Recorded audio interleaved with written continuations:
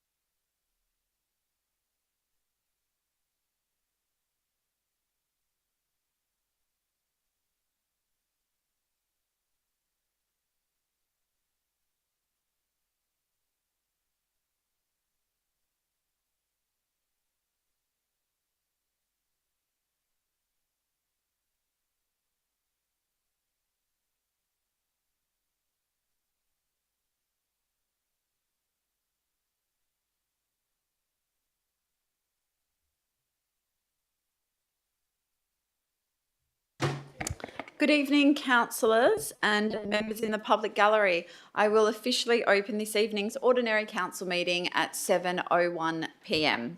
Thank you for your attendance tonight. I'd like to remind everyone in the chambers to ensure that comments are respectful to the council and all meeting attendees, including city officers and those in our public gallery. Please note this meeting is being live streamed. I would like to acknowledge the traditional custodians of the land on which we are meeting, the Whadjuk people of the Noongar Nation, and pay my respects to elders past, present and emerging. I'll move on to item 3, which is announcements from the presiding member. So the city has been recognised as a Roadwise Council by WALGA, highlighting our commitment to improving road safety for our community. The city received the 3 Ribbon Award for demonstrating a holistic approach to the planning and delivery of local road safety activities. The city has also been recognised for its dedication to fostering an age-friendly community, winning the WA Age-Friendly Local Government of the Year Award as part of WA Seniors Week 2024. This achievement reflects the collaborative efforts of various city departments committed to creating accessible and engaging spaces, programs and services for our older residents. Thank you to everyone who has been involved in these initiatives. And I'd also like to thank Brad Salent, the Acting Governance Manager, for his assistance over the last 3 months. This will be Brad's last meeting as the Amanda has returned from her long service leave. So thank you very much. Okay, I'll move on to item 4, which is attendance, and all councillors are present in the chamber this evening. Applications for leave of absence. Would anyone like to put in a leave request? Councillor Ossowski. Thank you. There's already one recorded for the 2nd of December and the 3rd of December for this year, and I'd like to add to that, please, with the 13th of December through to the 13th of January 25. Inclusive. Thank you. Anyone else? No? Okay, so we'll now move on to item 5. Oh, sorry. Skipping ahead. Can I have a mover and a seconder for that? Move Deputy Mayor, seconded Councillor Maleka. All those in favour? That's unanimous. Okay, so we'll move on to item 5, which is disclosures of interest. Our Director of Community Services, Bianca Sandri, has an impartial interest on item 10.1.2, Department of Planning, Lands and Heritage, Draft WA Planning Manual Local Planning Policies, as she is a board member of the Western Australian Planning Commission, and it is an item for their consideration. So I'll now move on to councillors if you have any interests. Councillor Latta. Thank you. On item 10.4.4, Australia Day Awards, LIM 4, I have an indirect financial interest as I provide donations to one of the nominated groups. And on item 10.2.1, So you'll be leaving the room on that it's one? an impartial. I will. That one is an indirect financial. Yes, I will leave the room. So you're leaving the room for that one? LIM. Yeah. And on item 10.2.1, I have an impartial interest. It mentions the Maylands car parking strategy, and I have a business in one of the precincts, but since the strategy is already set, I'm advised that that's just an impartial. Thank you. Councillor Palmer. Thank you, Madam Mayor. On 10.4.2, an impartial interest for the student wellbeing funding, as I'm a board member of the Morley Senior High School. Thank you. And you'll be staying in the room. So impartial. Councillor Maleka. Thank you. 10.4.4, an impartial interest, as I know some of the nominees as part of my role as a councillor, so I'll be staying in the room. Thank you. Councillor Johnson. Thank you. Likewise, 10.4.4 Australia Day Awards, Citizen of the Year and Outstanding Women in Leadership. I know some of the nominees named in the confidential report through my role as a councillor. It's an impartial interest. I'll stay in the room. Thank you. Councillor Clark. Thank you, Mayor. 10.4.4, I've got an impartial interest. I know a number of the nominees, nominators and referees and organisations that are listed in the confidential attachment. I'll remain in the room. I also think my son swims at Bayswater Wave, so I'm just going to disclose 10.2.2. I'm just double checking that's the right financial report, as an impartial interest and remain in the room. I believe Thank on you. that list. Yeah, thank you. Councillor Ostaszewski. Thank you. My first one is for item 10.2.1, the carry forwards for what should be 2024 to 25. The attachment number 1 mentions Watton Skate Park and the surrounding facilities. I'm a member of the Morley Windmills sports club. And the sports club leases a building there at Watton Reserve. It's an impartial interest and I'll be staying in the room. For item 10.4.2, the student wellbeing funding, Chisholm Catholic College is mentioned in the report. I went to Chisholm College and I have an association with the college through the Chisholm Alumni Association. It's an impartial interest and I'll be staying in the room. And similarly to others, 10.4.4, the Australia Day Awards Citizen of the Year and Outstanding Women in Leadership 2024. I know some of the nominees through my role as a councillor, and additionally Chisholm College is mentioned in the report, and for the same reasons I mentioned before about my association with the college. Impartial interest, staying in the room. Thank you very much. Ta. Deputy Mayor. Yeah, also item 10.4.4 Australia Day Awards. It's an impartial, as I know some of the nominees through my work as a councillor. I will stay in the room. Thank you. Councillor Bull. Item 10.4.2, Student Wellbeing Funding. I am a member of school boards of Bayswater Primary School, Hillcrest Primary School and Durham Road School. Also, my children attend Chisholm Catholic College. It's an impartial interest and I'll stay in the room. Item 10.4.4, Australia Day Awards, Citizen of the Year and Outstanding Women in Leadership 2024. A number of the nominees are known to me. It's an impartial interest and I'll stay in the room. Thank you. Councillor Clark. Sorry, thank you. I'll just add to my previous disclosures with 10.2.2.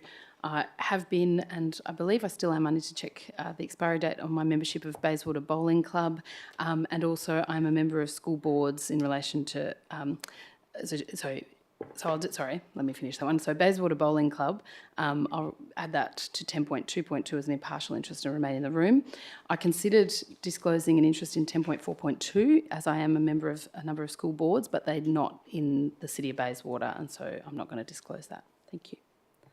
Thank you. Councillor Eveson. Yeah, just one. So 10.2.1, and it's just for the city. It's the same declaration as Councillor Ostasowski. It's regarding Watton Reserve, and it's because I'm a member of the Morley Windmills Sports Club, and impartial, and I'll stay in the room. Thank you. Councillor Palmer. Thank you. Just a quick impartial interest on the actual citizenships that I know a few people that have been nominated. Thank you. So it's impartial and you'll be staying in the room. Yes, thank you. Thank you. Anyone else? I'll do some, I have some to disclose. So item 10.3.1, child and adolescent health service lease agreements. My husband is employed by Child and Adolescent Health Services. It's a financial interest and I'll be leaving the room. 10.4.2, student wellbeing funding. I am a board member on Hampton Park Primary School, which is mentioned in the report. It's an impartial interest and I'll be staying in the room. And 10.4.4, Australia Day Awards Citizen of the Year. Some of the nominees in that report are known to me through my role as mayor. It's an impartial interest and I'll be staying in the room. Okay, so we'll now move on to public question time. Members of the gallery, I'll first call for questions on items on this evening's agenda, and then I will open to questions on items not on the agenda. Please provide your name and suburb before you ask your question, and keep in mind that you are limited to 3 questions. So would anyone like to ask a question on an item on this evening's agenda? Please come forward.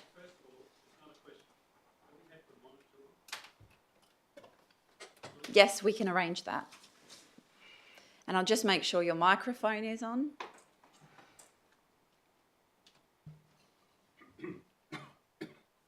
Harvey Tonkin, Noranda.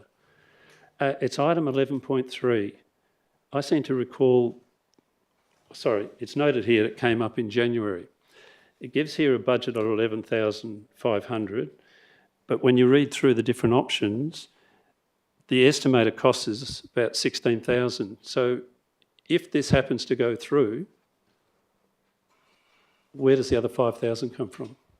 Or where will it come from? Like, has someone put in a low budget just to get it and then just borrow extra money later on? Thank you for your question. I'll go to the director to respond. Through the chair, those figures have been checked. They should be correct in the agenda. They were correct figures in the January report, and they've been checked again and been updated to reflect the current unit rates, and they should be correct. Okay, so then, all right, so then this amount that's being allocated, proposed to be allocated, is too low.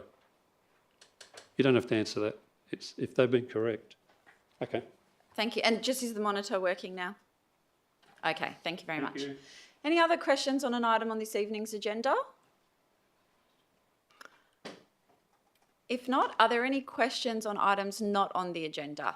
Please come forward. Thank you. It's regarding fire breaks. So just state your name and suburb. Gary Phillips from Shaftesbury Avenue in Bedford. Just a quick insight. Last year, a ranger was sitting outside my house at 6:30 a.m. with a lawnmower man on the 1st of November, waiting to do a fire break with 5 shrubs at this high. I stopped him going to my property, got abused, threatened by the ranger, had a meeting with the head ranger here last year, and we resolved it. This year, I made sure there was no fire break that needed to be done on my property. Mind you, my property is like, the land is maybe 10 square metres. It's irrelevant because all of it I've got recycled bitumen. So on the 6th of November at 9 a.m, I noticed a full block of 1,200 square metre grass this high dead on Burkitt Street. So I made a phone call inquiring why you want there doing a fire break, because this is a fire hazard. Within 2 hours, you were on my property with a cone taking a photo. Okay? So my question to you is, my 3 questions are, 2 hours you were on my property. Here's the photos, by the way, of the grass that you guys took. Please show that around. That's ridiculous.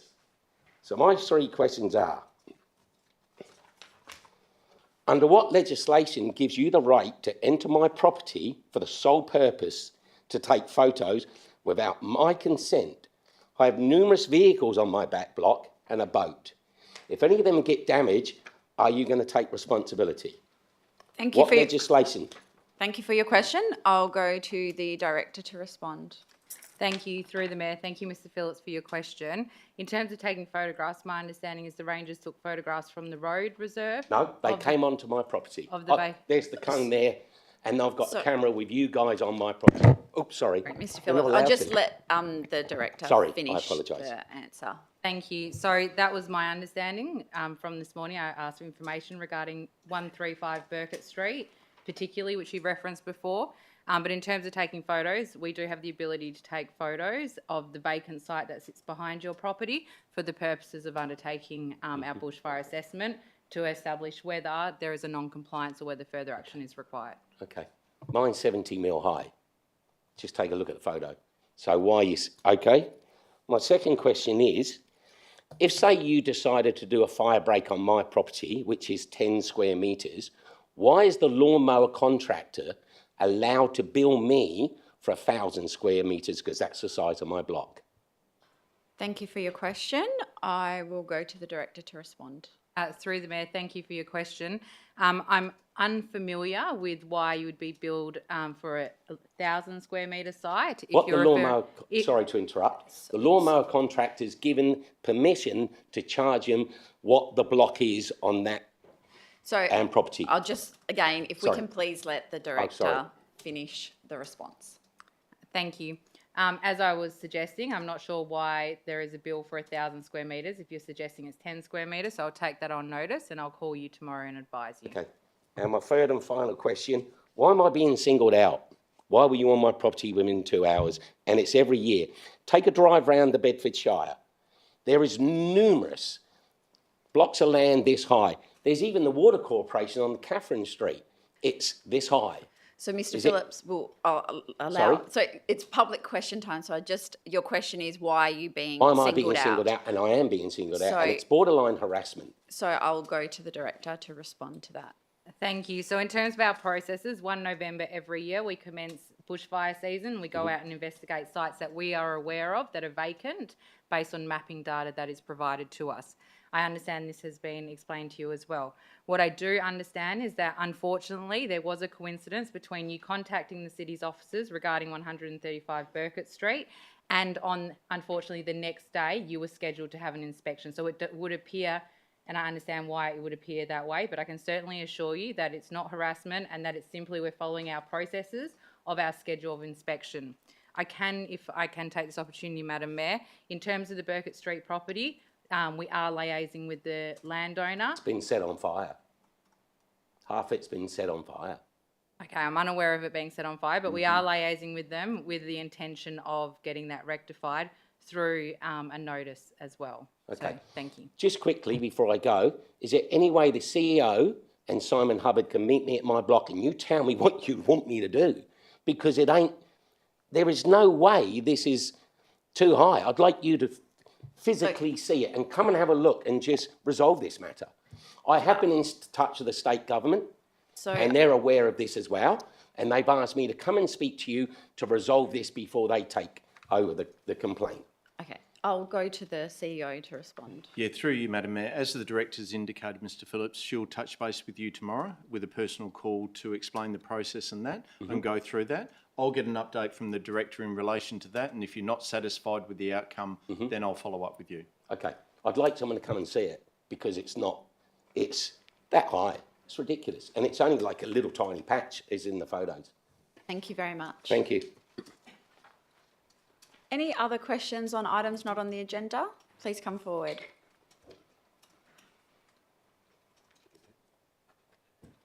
Harry Bazidis, Naranda. Madam Mayor, there are a number of councils around Perth that I've been led to believe have offered ratepayers free mulch.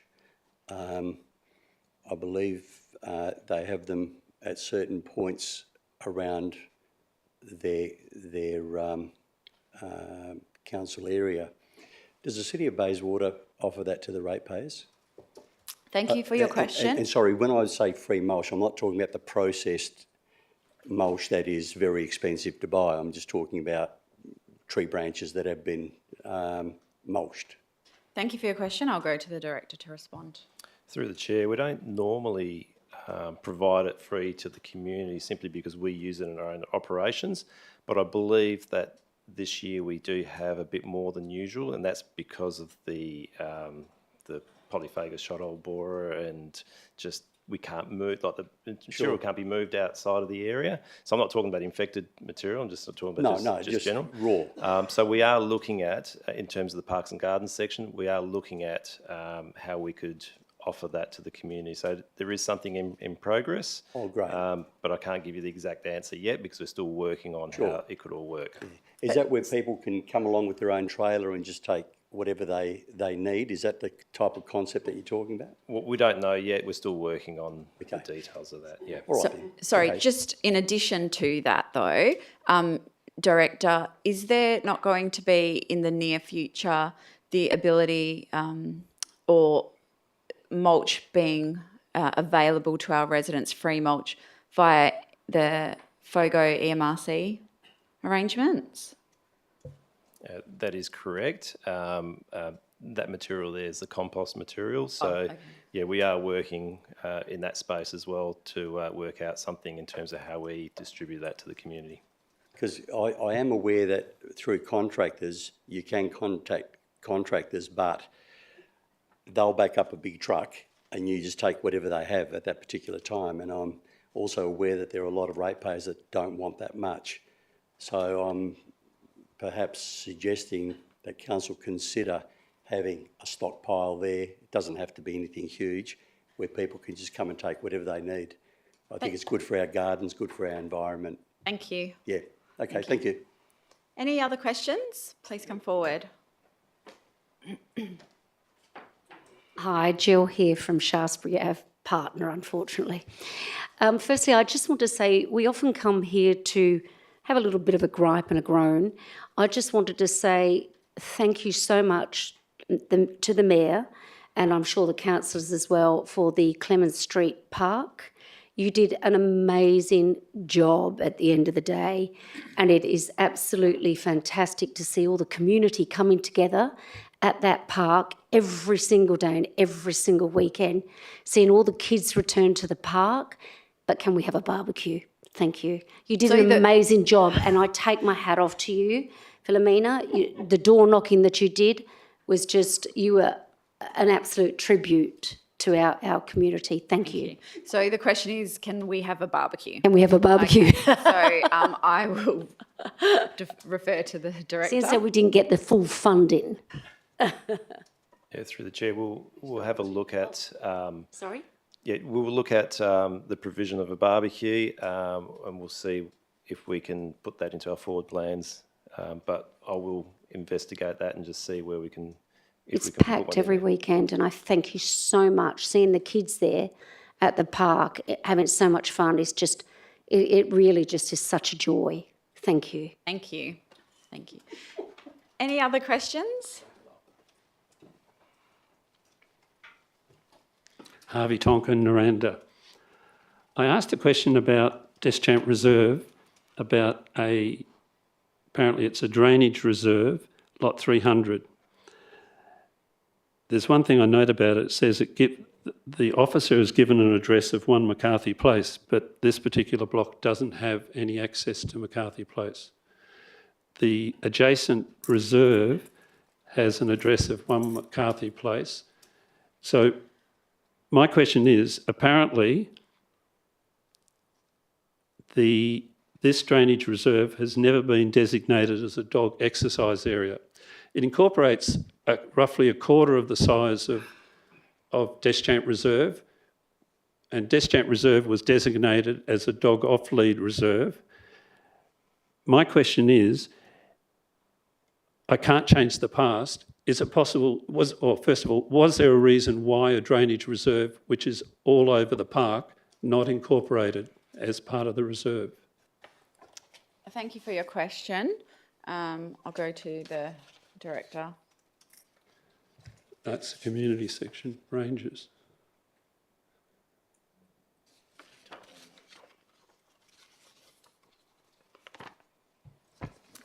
Through the Mayor, I will have to take that on notice and come back to you. Okay, and Thank you. the second part of it is that if, it just seemed unusual, right? It's not on the ground, it's a park, but there's a block of land there. Can it be changed when we review the Dog Act? I'll go to the director. Through the Mayor, the reason why I took it on notice, I probably should have explained, is because I want to understand legally whether we can if it's not our reserve. So that's what I need to establish. And then through the Dog Act, that's something that we can consider as part of that process if we have jurisdiction over that part of the reserve. But you own that block. I'm unfamiliar with the ownership. I know you do, you Okay. do. So City of Bayswater response owns is it. we'll take it on notice. Okay, all right, thank you. Thank you.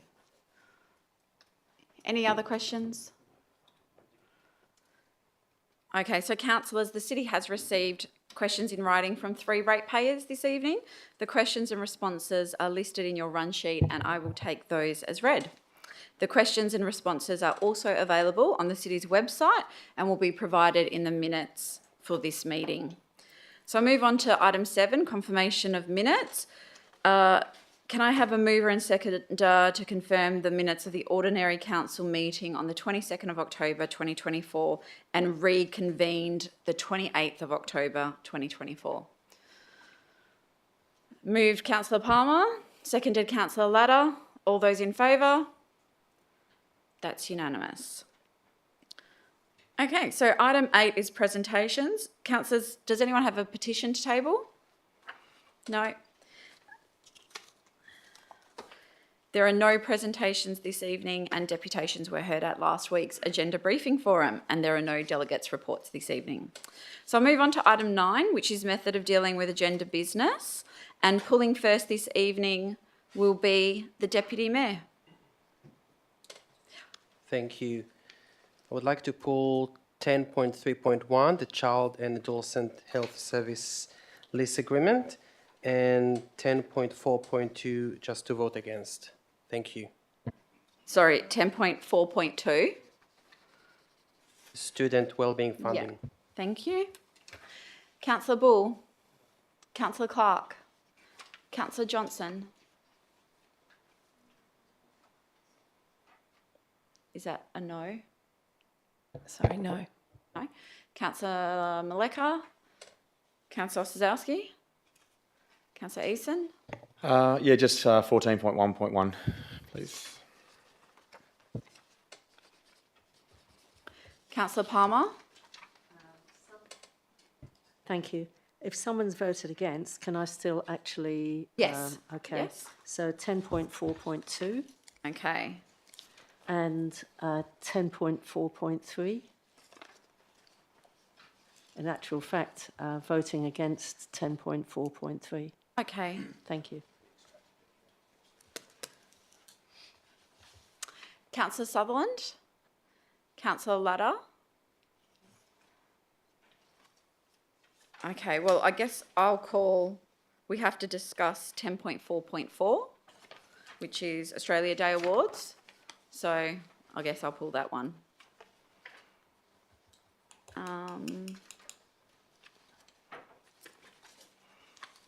Okay, and councillors, just on 10.4.4, could I please have a mover and seconder to move discussion of that item to section 14 so the confidential attachments can be discussed behind closed doors prior to the consideration of 14.1.1?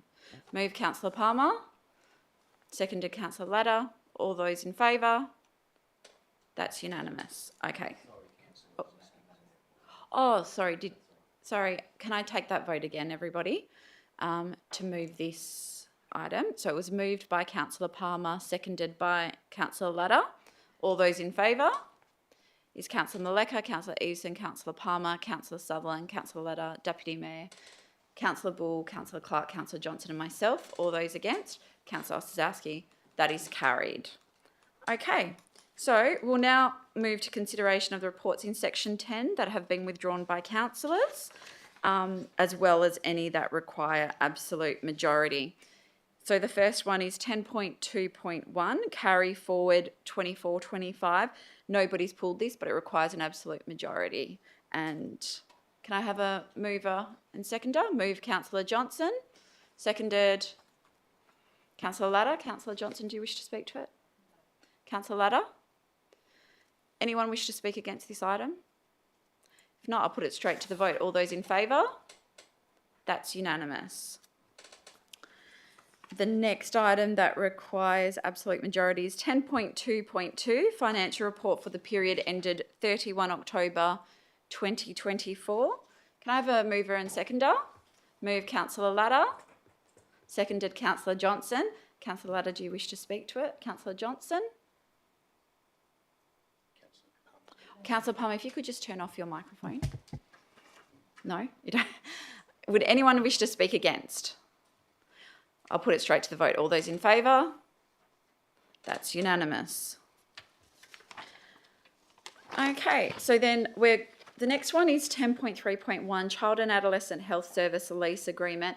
I need to leave the room for this one, Deputy Mayor, so I'll hand over to you.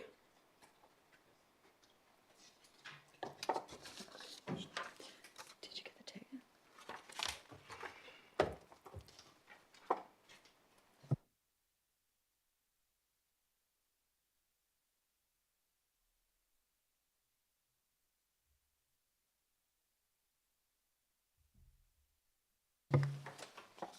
Okay, so 10.3.1, Child and Adolescent Health Service Lease Agreements. I would like to propose an amendment to the office's recommendation to ensure that the Department of Health pays the rates for those clinics. As we just received the advice from the city late in the afternoon, just need advice from the officers where is best to add this.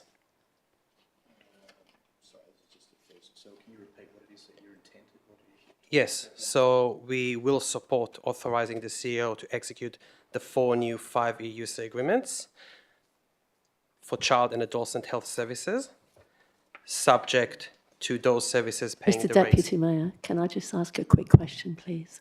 We'll Are we just- supposed to do a seconder as well before you do any We amendments? will, but we first, Councillor Palmer, we'll first have it on the screen, and then we'll see if anyone would like to second it, and if not, I will seek someone else. Is it probably after the word size, subject to the Department of Health? No, I think I did. The council rates, Deputy Mayor, you were referring to? I don't see anything on the screen here. Is this intentional? Yeah, Okay. it's press. Yeah, so the council rates you're talking about, Deputy? The rates, yes. So, Councillor Clark, any conflict? No, sorry, I wanted to foreshadow the officer's recommendation. thank please. you. Thank you.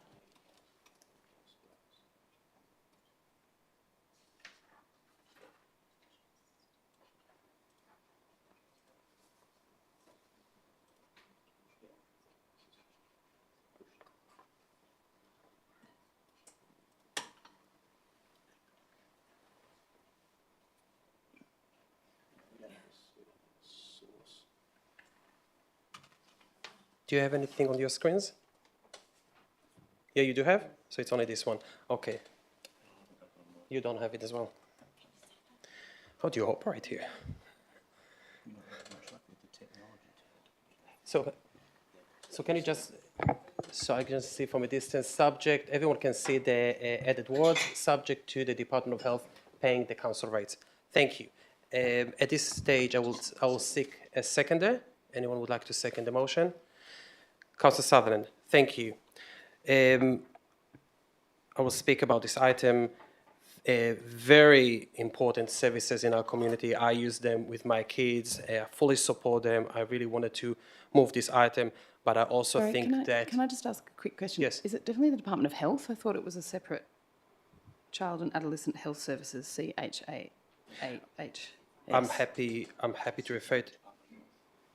I'm not sure they're technically exactly So the same body. we did ask that question last week at the agenda, but I'm happy to stop for a second if you do want and seek clarification from the director, just clarifying if the clinics sit under the Department of Health. It is Department of Health. Okay. Okay, so I will continue. I don't think we should exempt the state government from paying the rates. We should find any money that we have to use for our ratepayers. We're all aware of the cost shifting coming from the state government on every project. Again, I don't think we should exempt them when they do need to pay. It's an important service, like all the important services that the Department of Health doing. We should not exempt any of the state government agencies operating under the state government. It came to us, this issue, and we did receive advice, councillors, late in this afternoon in 2018 when we discussed the policy around the lease agreement for community groups. The officer's recommendation at that stage recommended that we will charge the rates, we'll continue to charge the rates. At that stage, councillors, there was an amendment to change that and exempt the state government from paying the rates. From what I recall, it was an overall amendment also dealt with the community groups and how we can support them. So I'm not sure if that was not an unintentional change. So I think there is an opportunity to rectify tonight and make sure that we do get the revenue so we can support back our residents. Councillor Sutherland. Yeah, look, I can't really add to that. This is state government. They've got many more dollars than us, and I think it's only fair that they pay their fair share. This is obviously for the ratepayers, so I think it's a win-win. So thanks for bringing that to my attention. I thought about it last week as well. Thank you. Anyone would like to speak against the motion on the table? Councillor Ball. Can I just ask a question? I thought the state government departments were exempt from charging rates. So my question is this something that can actually be done? I will go to the director. Through you, Deputy Mayor, I believe the exemption from rates is when the state government own other landowner. I'm not sure that that's when the case is through a lease, but I can check that right now and have a look. Okay, so while we're waiting, any other questions or any comments? Councillor Clark. I just wanted to speak against. Yes. Do you want me to go now? Yes, please. All right. So I can't support this amendment, partly because of the way baby health clinic, these are essentially baby health clinics, as they were known since the 60s and 70s. I can't support this because what they've put forward as a request is perfectly reasonable, right? Extend the term of the lease. They're delivering services for more than 3,000 local children. They've had a total in the last 12 months of almost just over 2,900 appointments, and they've got a further 591 new birth notifications. So the demand is only going to increase. So the impact on their costs, their wages for midwives and nurses and health clinicians who refer mothers and their babies through this service, the demand is growing and going up.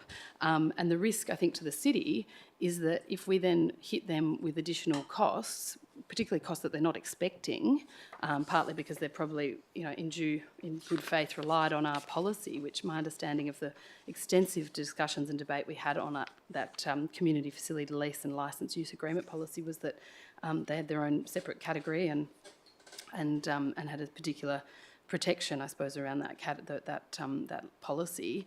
The risk to the city is that they end up closing one of these baby health clinics. And if they do that, that will be a complete disaster for the city of Bayswater. These are clinics where mothers go within their first 6 weeks. They get referred after they've left a hospital. They get usually have a midwife come to their house in the first week or so, and then their next appointment is with the baby health clinic. And if that venue is more than 10 minutes drive away and is not a walking distance away for some, they won't go. Right? I keep coming across mothers who, when I say, how have you found the baby health clinic and how's your mother's group going, they look at me completely blankly. They have never accessed those services. And that then impacts on these children who do not get all of the early checks that you get within the first 2 years of birth. So you go back to your baby health clinic at least, it says in the letter, at least 5 times or so. Sorry, I'll just double check that letter is public. Yes, that's right. At least 5 times. And if you're having problems and you need referrals, you go more. And they're free services. They're open every week. So you know that someone is available on a Monday morning or a Wednesday morning. Then you can just go down and say, is this normal? Is this usual? right? Without those services, it will just increase other costs. It will increase other costs to the city as well, because you'll have kids coming later on with all sorts of developmental issues and all sorts of other problems, which the city then has to pay for. So to talk about cost shifting, I mean, you're just saving like a minuscule amount of money here to then have these costs increase further down the track.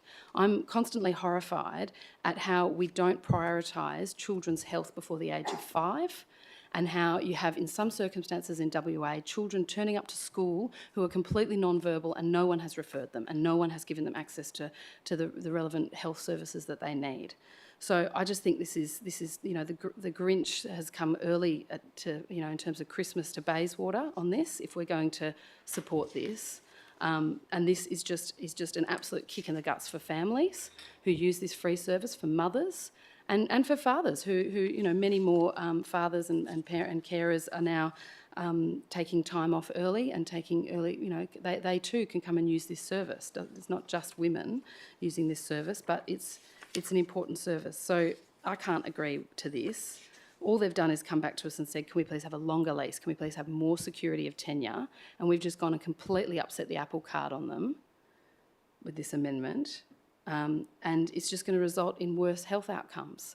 But how much money have we saved? And then that amount of money that we might save at the City of Bayswater, well, where's that been splashed around? We've just done millions of dollars of carry forwards, millions, without even having a debate about it, without even blinking an eye. But we're going to be the Grinch on this, are we?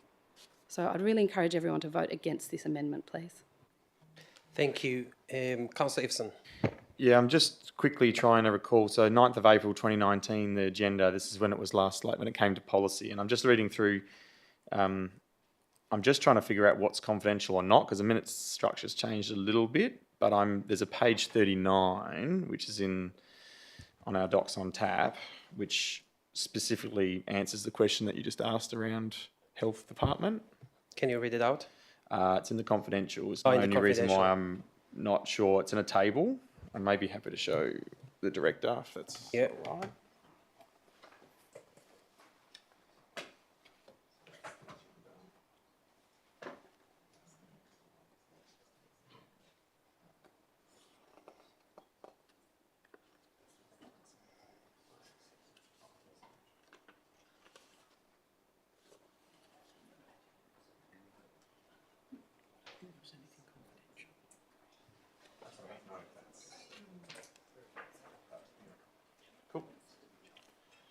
So I guess the question was, yeah, just have we had an answer on the question that the Deputy Mayor asked before?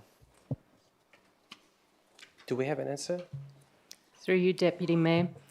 There is reference in the Local Government Act about where land isn't required to be rateable, and it's things like charities, religious bodies, schools, etc. There is a clause that includes land declared by the Minister to be exempt from rates, and perhaps that may have been explored previously when Council considered this as the reason why rates weren't charged to the Department of Health. So just a follow-up question, Director. So the advice that we received this afternoon at 5:19, I think explained that the officers' accommodation that came to us in 2019 or 18 recommended to charge rates. No, Deputy Mayor, there is a table, confidential attachment that was referred to by Councillor Evison, indicating a reason that was put to this council about why rates shouldn't be charged.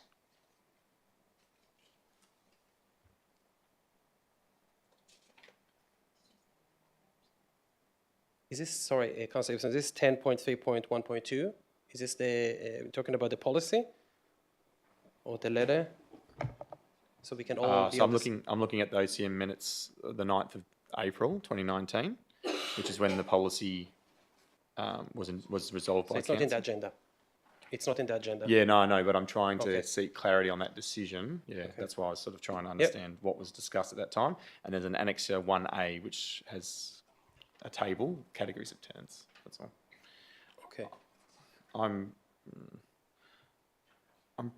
is it possible for me to move a referral motion just to get more information on this A item? procedural motion to refer this? procedural motion to before refer it it to the next council to meeting. the next council meeting? Yeah, I think that's probably wise. You can move a referral motion. I need a seconder.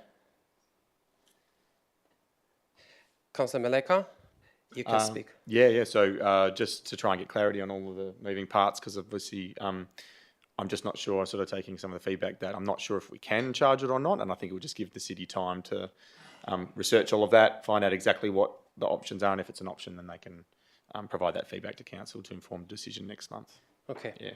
Thank you, Councillor Iveson. I will put the procedural motion to defer this item to the December council meeting. I'll put it to the vote. All those in favour? So Councillor Maleka, Councillor Osasowski, Councillor Iveson, and myself. All those against? Councillor Palmer, Councillor Sutherland, Councillor Lede, Councillor Bull, Councillor Clark, and Councillor Johnson. So that failed. Councillor Iveson, do you want to make any comments at this stage? Oh yeah, might as well, because it's what's on the table. Look, I'm probably uncomfortable about whether we can or can't do this. I'm not really clear, so it probably means I'll just stay with the status quo, which would be the officer's recommendation. So only because I just I don't understand all the moving parts to it. Okay. Can I ask a question? I'm sorry, it's not clear to me. So what was the response? So are we able to charge rates from state government agencies using our land, or we can't?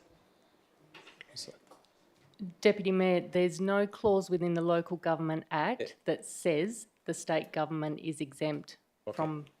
Okay, thank you. There's no clause. No clause. Thank you. And sorry, follow-up question. Do we know if we charged rates previously, before 2019? Deputy Mayor, I'm not aware of that, but there is a clause that I referred to which may be what is appropriate in this case, which is unless there is approval from the minister not to rate that land. Okay, thank you.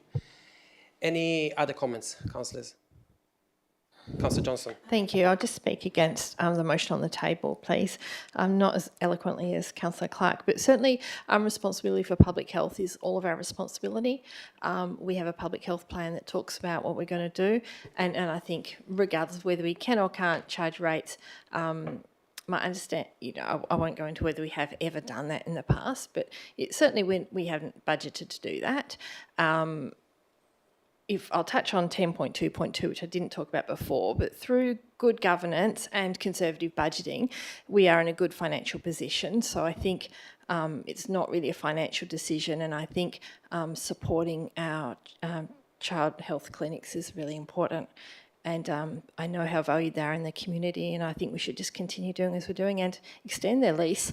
And note that in the letter, which I don't think is confidential, they've talked about some maintenance issues, so I hope they're also resolved as well. Thank you. Any other comments, councillors?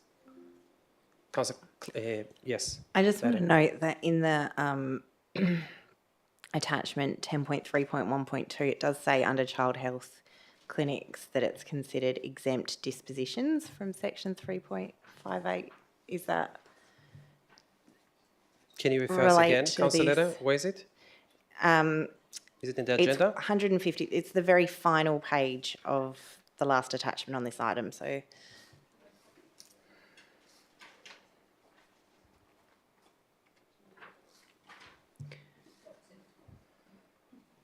yeah, docs on tap 153.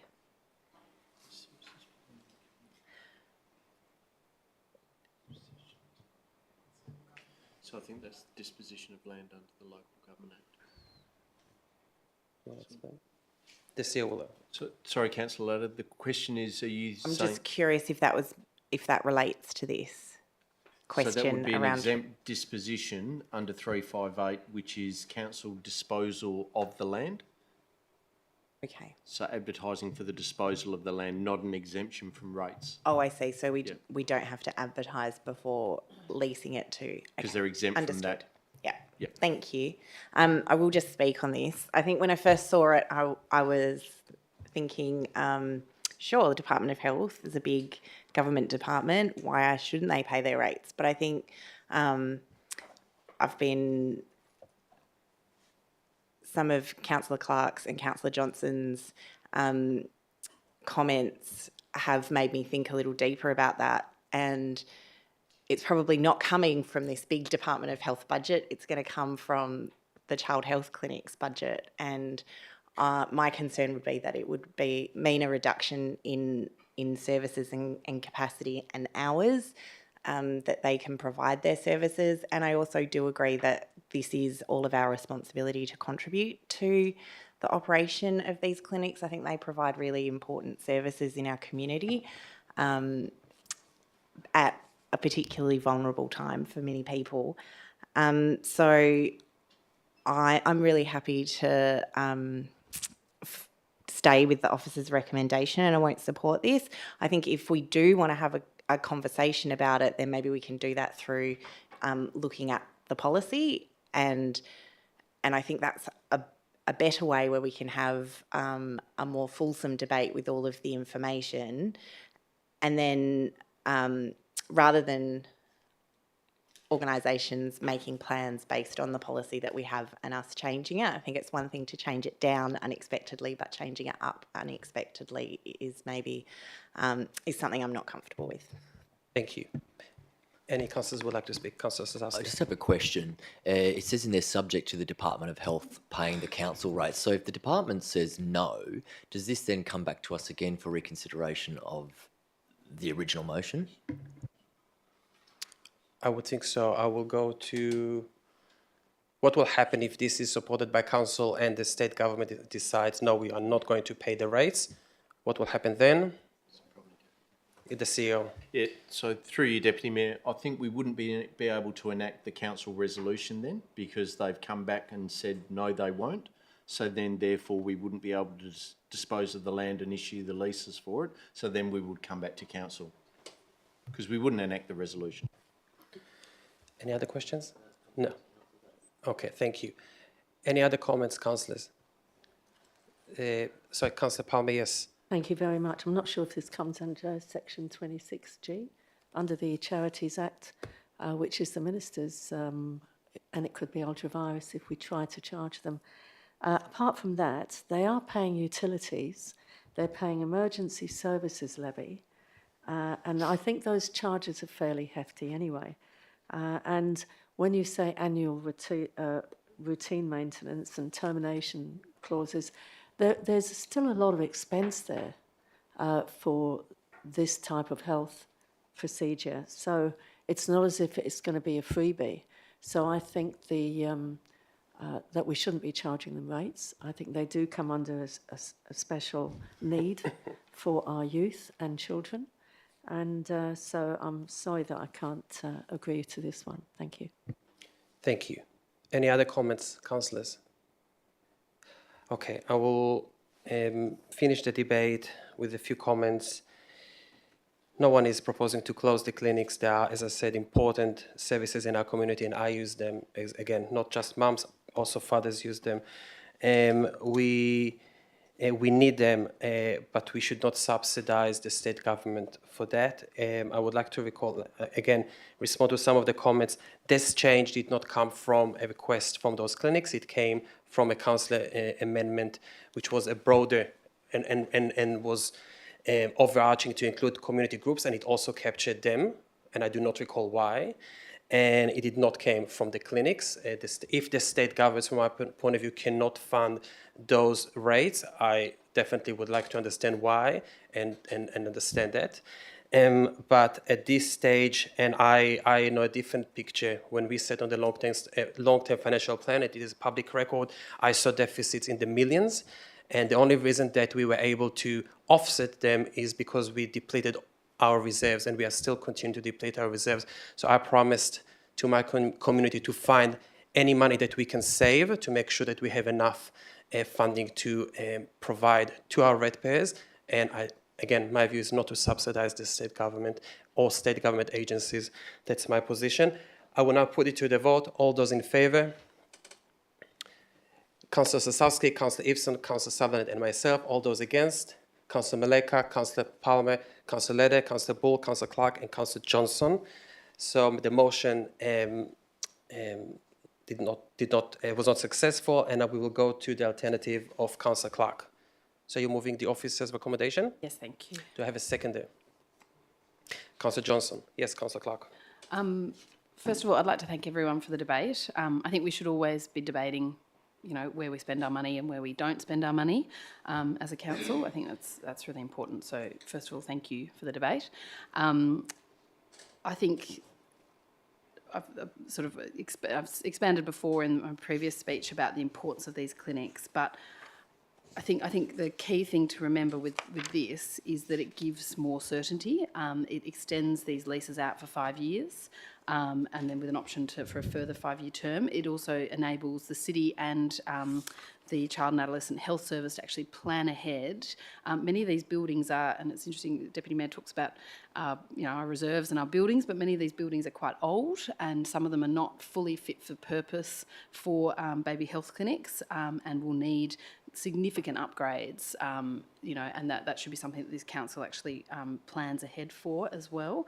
I think the importance of healthcare in the community should never be underestimated. That ability, in the first few months of having my son, there is no way I could travel more than 10 minutes in the car. He screamed constantly in the car. And so, if I could have walked, I would have. For some reason, I got put in one in Inglewood rather than Bayswater, inexplicably. So you get allocated where the demand is and where the need is. They were probably full in the Bayswater one, and I just can't overemphasise the importance of this. If anything, we actually need, as a community, as a council, and all levels of government, actually need to beef up the services in this space. So, for example, your 2-year-old health check is not compulsory. It is only those parents who choose to then go back at 2 years. Many don't, and that is the point at which a child is learning to speak. So you're going to pick up child developmental delays at that point. That 2-year-old check should be compulsory, and it should be followed up if that parent has not engaged with them in that point, because that is the point at which you'll work out whether or not a child is actually struggling to learn how to speak. And that will save a lot of money down the track.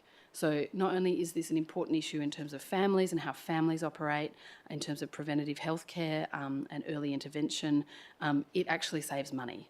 Otherwise, by the time you get to a child who's about to enter school and they can't speak, it is pretty much, I'm not going to say it's too late for that individual child, but it is so late in the system to engage with that problem, and then you've lost a huge amount of productivity and years of support that could have been provided. So I'd actually really encourage everyone to think about how we can beef this up going forward. I think it's really, really important. I think you can tie in more services, more play groups, more community engagement and networks to really build up the support for families. Thank you. Thank you. Councillor Johnson. Thank you. Look, delighted that we can offer the department what they asked for, a longer, more formal and more secure tenure, and wish the 591 families expecting a new bub this year all the best. Any councillor would like to speak against the motion? Councillor Sutherland. Yeah, look, you're talking, I understand what Councillor Clark was talking about, the need for it, but we are asking the government to pay their rates, and I think it's fair share. No government in this climate is going to say, no, we're not going to pay this and close these down. It's just not going to happen. There's nothing really else to say, but we can't just keep saying, okay, well, we need more services here, let's pay for it, because we're a council, we're not a state government. So I'm not going to support this. Anyone would like to speak for the motion? Yes, Councillor Palmer. Thank you. If we don't do this for our generations, our young generations, we really need to question ourselves. There's a lot of money spent in this book on the financial scenes that we've got, whether it's trees or whatever, and this is far more important. As much as I love trees, to me it's a no-brainer. Thank you. Anyone else would like to speak? Just a question. Yes. Just looking at the location, some of these, it's just for the city. What if, for example, we were going to do an upgrade of that building that was leased? Is there any issues with the 5-year time frame that's being requested? I note there's a termination clause Yeah, just make sure there's nothing confidential in this. So just there's a termination clause of which has got a time frame. So would that be the time frame that we'd need to give notice if, for example, we were going to do a renovation and major upgrade of that facility? We'll go to the director. Through the chair, that's correct. There is clauses in there that enable us to provide notice if something like that came up. Yeah. Okay. Cool. Thanks. Thank you. Any other comments, councillors? No, I will go back to the mover. Any other comments? Thank you, Mayor, Acting Mayor. Thank you for everyone's comments and contributions. I think it's really important that we have a good debate on these issues. So I really appreciate everyone thinking about how they're voting. Thank you. I will put it now to the vote. All those in favour? Councillor Maleka, Councillor Sosowski, Councillor Palmer, Councillor Lede, Councillor Bull, Councillor Clark, Councillor Johnson and myself. All those against? Councillor Eveson and Councillor Sutherland. So that is carried. Thank you. And we will call the Mayor to come back.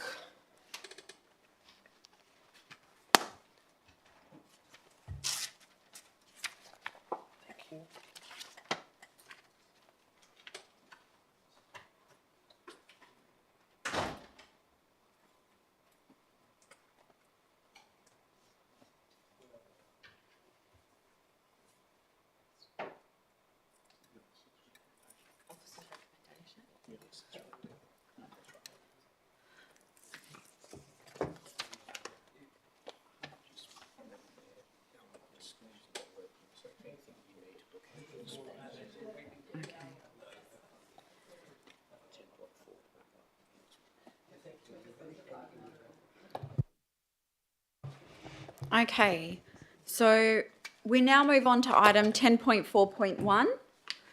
As it requires absolute majority. Nobody's pulled this. Can I have a mover and seconder? Move Councillor Ladder, seconded Councillor Palmer. Councillor Ladder, do you wish to speak on this? Councillor Palmer? Anyone wish to speak against this? Okay, I'll put it straight to the vote. All those in favour? That is Councillor Maleka, Councillor Eveson, Councillor Palmer, Councillor Ladder, Deputy Mayor, Councillor Bull, Councillor Clark, Councillor Johnson and myself. All those against is Councillor Ostaszewski and Councillor Sutherland. That is carried. Okay, the next item is 10.4.2, Student Wellbeing Funding. Councillor Palmer, you've pulled this. Are you moving the officer's recommendation? Yes, thank you. Do I have a seconder? Councillor Eveson, Councillor Palmer. Thank you very much. Just to really promote our student families everywhere, in schools and so forth, and this is where it starts. It's a gentleness that I think our children need in this internet world, and the Trumpian stuff that goes on. I feel that they need to be grounded. Teachers are absolutely wonderful. They do an amazing job. I don't know one teacher who isn't overworked. And if this student wellbeing can help and the funding of it, then I think we're going the right way. Thank you very much. Thank you. Councillor Eason? Yeah, just I guess want to try and celebrate that there's a change that happened in 2022. So just with a very clear, transparent and robust process in regards to how the funding is allocated, which I think is really good. Makes it very clear for everyone why and how. So yeah, I think that's it. Thank you. Anyone wish to speak against? Deputy Mayor. Thank you. I will echo my comments from the recent item. I don't think it's our role as a local government to provide those kind of services, religious and non-religious chaplaincy services in schools. I think this is something for the Department of Education. It should be funded by the federal government and the state government if they wish to. There are many benefits to those services. I just don't think that we should provide it and pay for that. I think the money should go to deal with all the other many priorities that we do have for our communities that are also important. Also in the mental health area, but not in schools. Thank you. Thank you. Anyone wish to speak for? Councillor Clark? Just briefly to say how important I think it is that all levels of government actually fund these programs, this program in particular, but partly because of the great need there is in schools for these sorts of services. You've got mental health being one of the biggest challenges facing young people today. I sometimes try and imagine what it must be like to grow up. I remember an era before social media. I remember getting dial-up internet, ADSL internet, and to grow up with social media screaming at you all the time must completely affect your sense of self and your sense of self-confidence. And so I think the more support that all levels of government can provide through schools to young people, the better. I think it's just so important that we should be supporting that.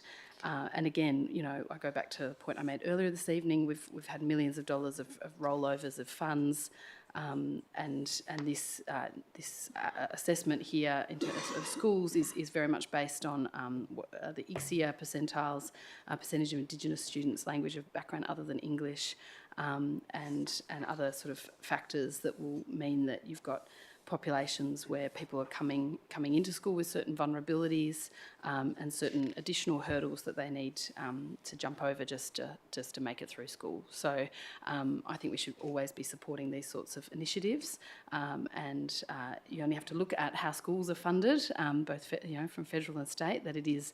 I once had to draw a diagram of it about 15 years ago. It's quite complicated. It gets complicated the more everyone keeps playing around with it. So to turn around and say that, oh, one level of government should just fix this, it's just not the way that education has been funded in this country for at least 100 years or more. So I think we should support this. Thank you. Anyone wish to speak against? Anyone wish to speak for? If not, I'll go the mover to close. Thank you, Madam Mayor. I think we're all involved with schools in some way or another, and in all our committees and boards. And I think when we rub shoulders with the wellbeing officers that attend those schools, and you speak to them, and you see the healthy students going around, and you don't hear any misinformation, but you do see the healthy, positive look that a wellbeing officer gives to these people. And I think that's a future challenge to make more schools aware of the need for wellbeing officers. Thank you. Thank you. I'll put this to the vote. All those in favour? That is Councillor Maleka, Councillor Osazowski, Councillor Eason, Councillor Palmer, Councillor Sutherland, Councillor Latta, Councillor Bull, Councillor Clark, Councillor Johnson and myself. All those against is the Deputy Mayor. That is carried. So we now move on to 10.4.3, proposed change of use to short-term accommodation, Crowther Street, Bayswater. Councillor Palmer pulled this to vote against. So do I have a mover and seconder? Move Councillor Johnson. Anybody seconding? Councillor Osazowski, Councillor Johnson, do you wish to speak to it? I mean, I just quickly say, obviously we haven't had to make too many decisions around this new policy recently. It looks like a sound application. It hasn't caused any problems before, so happy to support it. Thank you. Councillor Osazowski? I have nothing to add. Anyone wish to speak against? Thank you, Councillor Palmer. Madam Mayor. Thank you, Madam Mayor. I received, please, and I thank the officers for that, the actual floor plan for these for this property for 6 people. I'm sorry that you all haven't got it, but I've got it, and it's 2 bedrooms, and the lounge room will be used if there's 2 more, the 5th and the 6th person, if needed, a futon bed in the lounge room. If you want to go to the toilet, you've got to walk through the kitchen, through the laundry, to the toilet. That's 6 people. That's the only toilet. They're putting a double bed in the bedroom 2 and a queen size in bedroom 1. And we are giving them permission to have 6 people going in there daily, in and out. Maybe they might go there for a week, or they might go for a night, and then another 6 come, and that's the maximum. I think this home is nice as it is. It's lovely. It's a great address. It's in a good position, but the actual practical method of having a touristing type of accommodation short-term accommodation does not suit this property. There's no parking. We see in the plans that we've been very kindly given that they have to, if there's a maximum of 2 cars for 6 people, they're on the verge. And that's towards the corner of Guildford and Crowther. So I think this is totally inapt for short-term accommodation.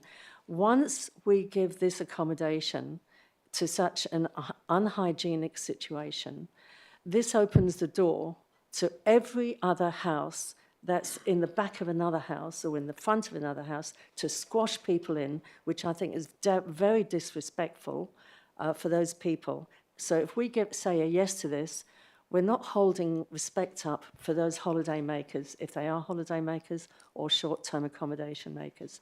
I think it's totally inapt, and therefore I can't really agree to passing it. And I hope you all agree with it. I'm sorry that you haven't got the plan, but I'm quite happy to throw my machine around and you can all have a look. Have you got it? Oh, good. Thank you. So I received this today, and I thank the officers for that. And I think it would be a good thing also that whenever we have a situation like this, we get this plan without having a request for it. Thank you. But if you haven't received it, I'm sure Councillor Eveson's just looking. He's got it. So just on that point, Councillor Palmer, I'll just say there is a floor plan on page 176 of the agenda. If that's the same one you have, I'm not sure. Sad to say, I couldn't open my attachments out this morning, so they very kindly sent it to me. So from that, I'm just looking at that for 6 people, and it horrifies me. 1 bathroom, 1 laundry, 1 toilet, and all going through the kitchen to reach them. And the fact that the lounge room has to have a futon bed, I just think it's gone too far. Thank you. Thank you. Anyone wish to speak in support? Deputy Mayor. I have a question, just following up Councillor Palmer's kind of comments, just to the officer through you, Madam Mayor. So what is the plan? If the maximum is 6 people living in that place, is the intention that some of them will be sleeping in the lounge room? Or 3 persons in a bedroom? So I'll go to the Director to respond. Thank you, through the Mayor.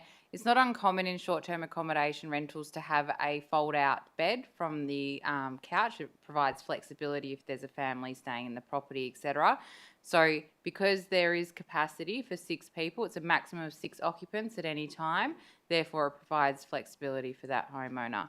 However, as you will note on the plans on page 176, it is identified first and foremost as a lounge room, but it has 1 futon bed, which is a fold-out bed from a lounge. Thank you.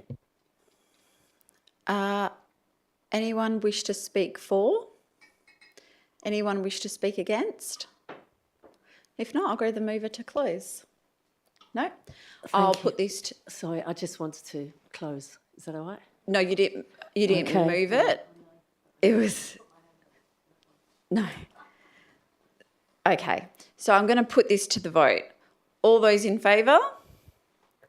That is Councillor Maleka, Councillor Sosowski, Councillor Eason, Councillor Sutherland, Councillor Latta, Deputy Mayor, Councillor Bull, Councillor Clark, Councillor Johnson and myself. All those against? Councillor Palmer. That is carried. Okay, so the next item... Oh.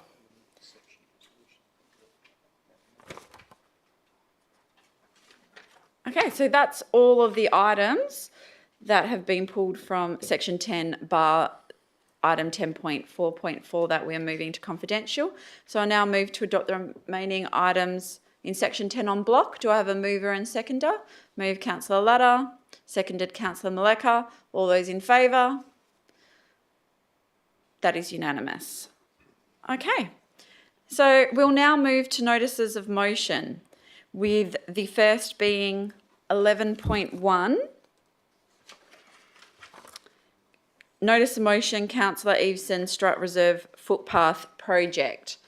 Councillor Eveson, do you wish to read your notice out or your motion out? I can, yep. It's that council considers inclusion of the pathway provision along Strut Reserve as part of the 2024-25 mid-year budget review to address community requests for improved accessibility and inclusion across and around the reserve. Do I have a seconder? Councillor Sutherland. Councillor Easton. Thank you. So, look, I've taken council feedback on my proposal from last month, which sought a financially responsible way to improve accessibility at Strutt Reserve. However, this month, I've tweaked the scope to focus on just the new footpath delivery at Strutt Reserve. Footpath delivery that will make Strutt Reserve far more inclusive and effective as a pedestrian connection for the many surrounding houses in that area, as well as pedestrians wanting to move east and west across our suburbs. This motion addresses community requests and feedback dating back some years, but more broadly, it elevates the need to view our parks and reserves not just as green spaces, but as important pedestrian connections across our suburbs. With our ageing community seeking more ways to stay active and be connected with their community and immediate neighbours, it is fitting that accessibility improvements at Strutt Reserve are delivered as soon as possible. This is a measured response that takes action on improving accessibility for an active community green space located in close proximity to the Noranda Town Centre. Supporting this motion provides Council the ability to consider delivery of this footpath from surplus funds at mid-year review, and I encourage all councillors to support this motion and provide this opportunity for our community. Thank you. Councillor Sutherland. Yeah, I haven't got much to add. I just want to say also, as time goes on, this has always been a popular reserve, and the suburb or this area also reflects a little bit of the age. This area has got a lot of elderly people, and I know I've been approached several times from people that want to get out and enjoy the park because it is a beautiful park, but can't walk on the grass, etc., etc. And if they had a path, they'd feel a lot better. So I'm just putting that out there. It is something else because that area does have a lot of elderly people living there. Thank you. Councillor Clark. I just had a question. So in the financial implications on page 264, it said the cost of $88,950 does not take into account any modifications to the existing irrigation system that might be required as a result of the pathway provision. So do we have any estimates of how much that might cost? I'll go to the Director. Through the chair, at this point in time, we don't have any prices for that. The work will most likely be carried out in-house. It's just probably the materials that need to be purchased to support those changes if required. What we really need to do is carry out the design and understand what the modifications are before we can provide an estimate of cost. Did you wish to speak on it? Okay. Would anyone like to speak against? Councillor Palmer. So I'm not speaking against. I'd like just to ask a couple of questions, if I may. The 88,950, does that include the 500 metres that is being mentioned here? Officer's comment, 500 metres? I'll go to the Director to respond. Thank you. Yeah, through the chair, the pathway is about 500 metres to go around the park, as shown in the diagrams in the report. So that 88,950 is for the construction of that path. That's going to go around there, okay. The reason I ask is because Baloo Way, which is in the 25-26, which comes off that park and desperately needs a footpath. You can see where it goes straight out onto the road. So is this a question, because we're not in debate? Yeah, it is. It's $55,000, which was the 2024 figure, which will be much more in the 2025 figure.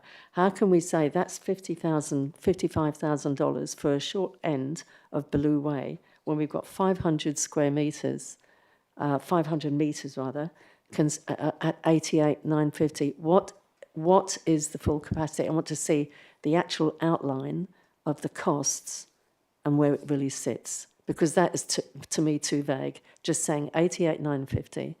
We don't know the cost of any extras. We don't know. All is 500 square metres. The question to the... Sorry, yes, I don't want to go into more debate. Clarification on the costs, please. On the 88. Thank you. 1,000. Okay, so I'll go to the Director. So the 88,000 has basically been estimated by city officers using unit rates. So we have contract rates that applied when we build concrete pathways. So based on the thickness of the path, the width and the length, we know how much material will go in there, we know how much time will be spent, and that figure's been basically estimated from those unit rates that we have. Thank you. Can I just ask, it's got City of Bayswater footpath policy. Is that the one, there's two separate ones, one for parks and one for roads. Is this for the roads or the parks? I'll go to the director. Through the chair, I believe it's for the roads. For the roads, and this is a park. Through the chair, that's correct, but there is a connection across because there are two pedestrian access ways. So there's one that comes from Baloo and there's one at the eastern side, and this pathway will provide a link between those. The blue pathway is already there. So we're not doing that. I'm talking about the Strutway Reserve, where it's all lined in red. We're taking road pathway and putting it into park pathway. Is that correct? I'll go to the director. Through the chair, that is correct that it's going into a path, but there is a connection where there's an existing PAW with a path at Baloo, and there's a PAW at the eastern side as well, and this path is actually linking those two connections. Thank you very much.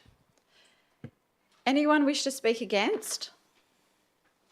Councillor Clark? I just wish to speak, just before, in case it just goes through to a vote. I'm surprised to see this before us again.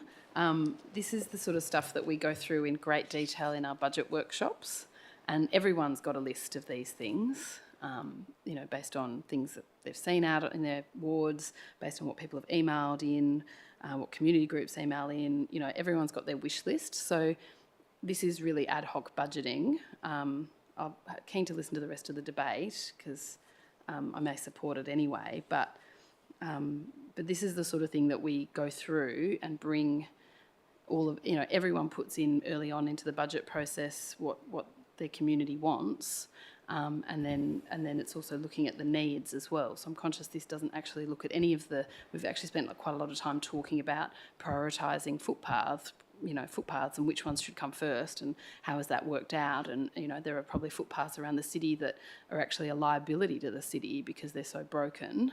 Once they're reported, then city's aware of them. But, you know, this is sort of putting that money in front of something that might actually stop someone tripping over and injuring themselves. So I'm keen to hear from the proponents and the people who think that this is really worthwhile doing because as I say, this is what we'd normally do in a budget workshop. So, I mean, if that's the way council wants to go and everyone can just bring in 5 notices of motion every month on their wish list, then, you know, let's go for it. But I'm not sure that makes a mockery of our budgeting process. Thank you. Anyone wish to speak for? Anyone wish to speak against? If not, I'll go the mover to close. Thanks for all the feedback. Yeah, probably not too much to address, I suppose.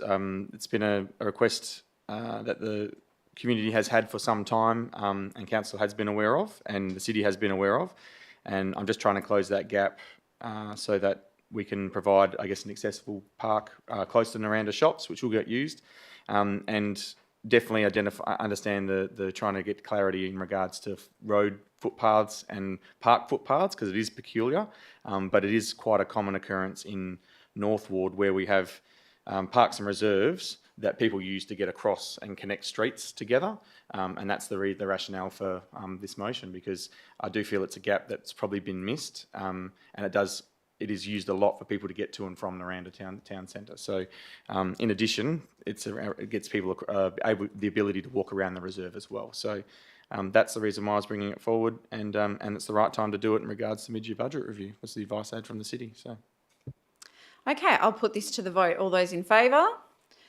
That is Councillor Maleka, Councillor Ostaszewski, Councillor Palmer, Councillor Sutherland. Sorry, can I start again?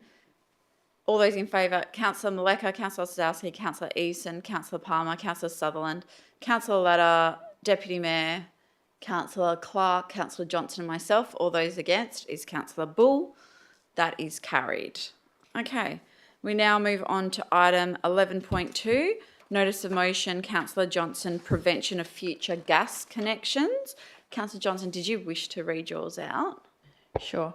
So the motion is that Council requests the Chief Executive Officer to provide a report to Council at the April 2025 Ordinary Council meeting on possible options that will enable the community to transition from gas, including education, planning, policies for new developments and incentives. Thank you. Do I have a seconder? Councillor Ladder, Councillor Johnson. Thank you. The title of this is Prevention of Future Gas Connections, but it could easily be How to Electrify Things Better and make it easier to do so.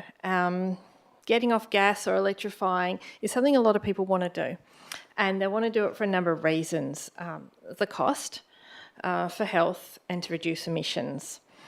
In terms of the cost, a lot of people want to move to electricity because they can use free energy by putting on solar panels and using electricity when it's generated, or more and we have that, a lot of people have solar panels obviously around the City of Bayswater. Increasingly people want to use electricity when the sun's not shining, and batteries are becoming more affordable, so people are exploring putting on batteries. So lots of people are trying to utilise the energy that they can generate to save energy costs. So it's just one reason why they want to electrify. You obviously don't have a gas plant in your backyard, but you can produce your own electricity. Another one is about health. So burning things in our houses when we heat our rooms or heat water or cook our food has got this increasingly evidence around the health risks for people's lungs, and especially the developing young lungs of children. In terms of the toxins produced inside a house when you burn gas inside your house. And the third reason people want to get off gas or electrify is to reduce their carbon emissions as a nation, as a country, as a state, and as a city. We have targets to reduce our carbon emissions. And there's a bunch of ways that we are responsible for carbon emissions ourselves, and one of them is the things that we burn. We burn things inside our houses when we're using gas. We burn things in the environment when we run cars off petrol or diesel. We're responsible for emissions when we use electricity that comes from sources that burn things, and we're responsible for our own emissions when we buy things that have emissions when they're produced. So there's a whole lot of reasons why people want to electrify more and get off gas.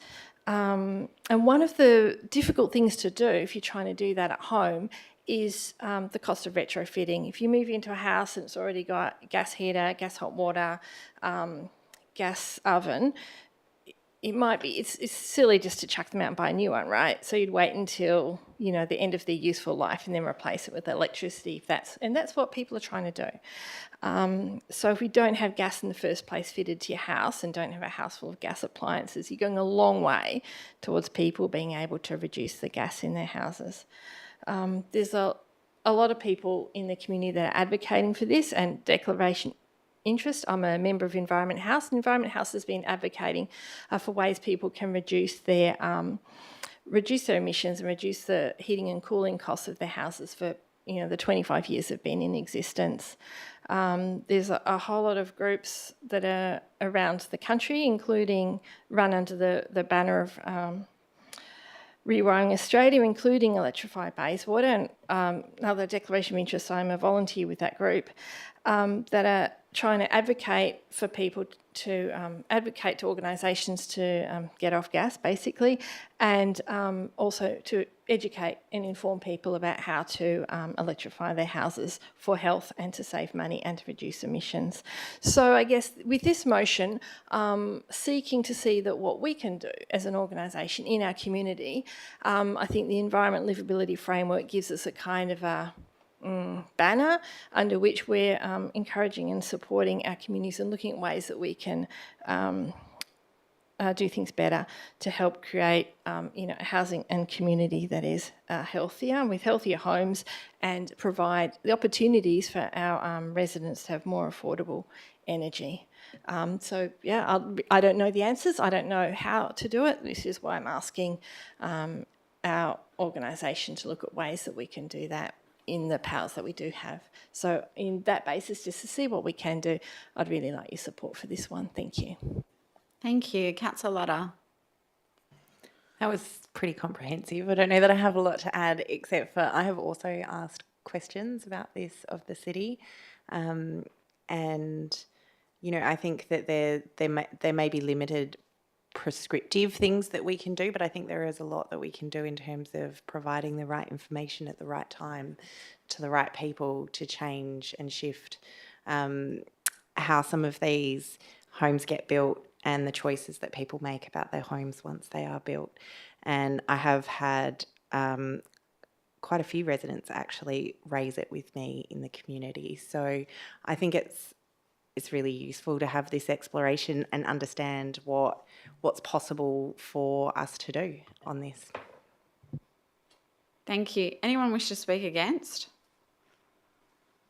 Anyone wish to speak for? Councillor Sutherland. I just want to ask a question to the officers, if I can. So it says here, enable the community transition from gas, including education, planning policies for new developments, incentives. Are we allowed to say, if someone comes to the council with a house and they want to put gas, are we allowed to say no? I'll go to the director to respond. Thank you. Through the Mayor, currently no.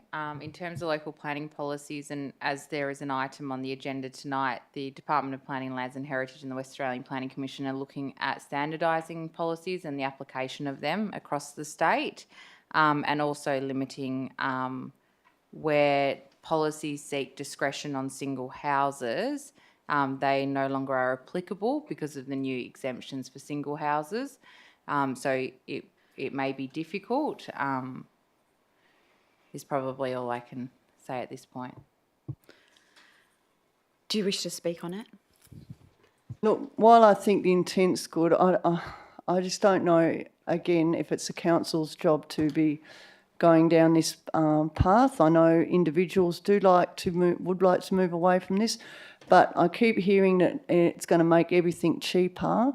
I don't know if the electricity is going to come down. All I know is that our gas reserves, the government has just increased. You know, I can't remember if it's exports or exploration. So I don't think, and they've always said, state and or more state, that they need a backup power, and gas is going to be that. From macro level, I don't think gas is going anywhere soon.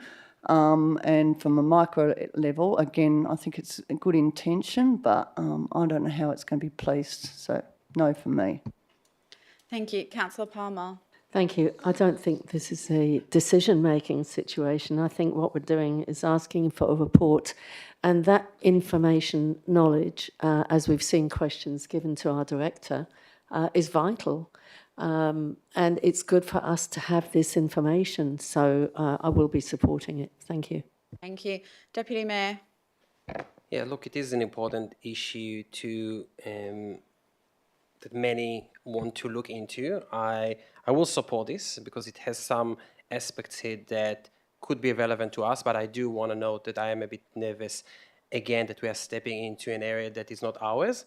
I think many people, many residents and councillors who are keen on this, they should lobby the relevant state representatives. There are so many state departments that are responsible for that I paid to do this work, you know, the Department of Energy, Mines, Industry, Regulation, Safety, and the Department of Environment, Department of Planning. There are so many, you know, people who are responsible, and again, I don't think we have capacity to do that. When we ask those things, we ask the city to look into those things that are really inside people's homes, we actually divert the officers' time for looking at issues that we are responsible, like the erosion, all the environmental issues that are neglected in our city because we don't have the funds or the officers' time to address. I will support this because I see the planning policies. I'm keen to understand whether we do have any say, we can do anything to help, but I think it's beyond us. And again, those things should be discussed with the relevant people in the relevant departments. I encourage those discussions to occur and keep our local governments focusing on what we should be doing also in the environmental area, which is, you know, we are far away from dealing with. This is really inside homes. I think it's a bit too much for me, but I will support this. Thank you. Councillor Clark. Thank you, Mayor. I'm going to support this. First of all, I think the key part in the language is around transition from gas. So there's no way in Australia that you can just switch off gas and carry on with the system.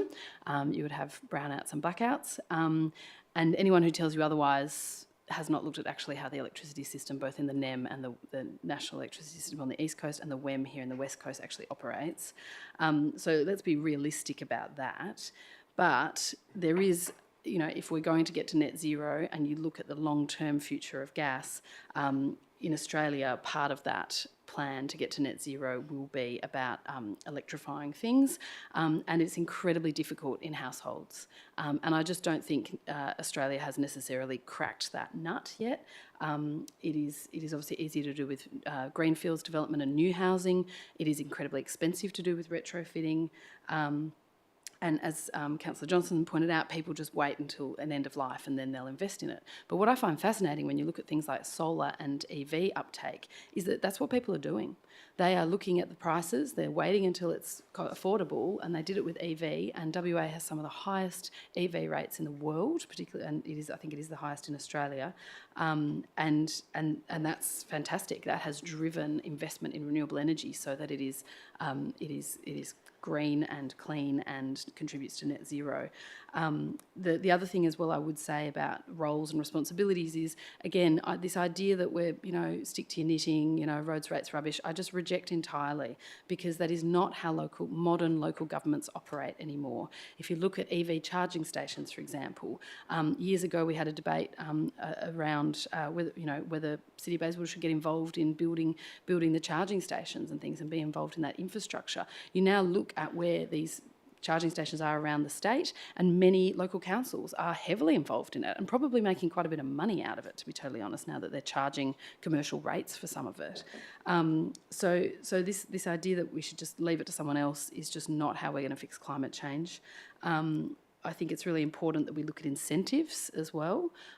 Education's important. I think people need the information, but then you're actually going to need a financial incentive. And the worry I do have is that you do have vulnerable families and vulnerable households that are sort of left behind in energy poverty with this sort of stuff, that the people who can afford it transition and maybe their bills become cheaper depending on the regulatory frameworks, but those that are the poorest who are going to be hit hardest by climate change because they can't afford air conditioning, they're the ones that are going to miss out. So whatever model we come up with and whatever ideas are researched and looked into needs to take into account those at the bottom who are least able to afford it and least able to mitigate climate change. Thank you. Anyone wish to speak against? Anyone wish to speak for? I'll just say a few comments. So I don't necessarily disagree with the points put forward by Councillor Johnson. But what I have a problem with, and why I think I'm not going to support this, is the whole premise of the notice of motion says possible options that will enable the community to transition. Well, I think I'm talking from my own experience. I haven't had gas in my house, or I don't use gas in my house at all for over 10 years. I drive an electric vehicle. It's not that people are already enabled. I think Councillor Clark made the comment that WA has one of the highest uptakes of electric vehicles. And people are doing it. So I feel like people are already enabled. It just comes down to choice. Sorry to interrupt. I said solar, not EVs.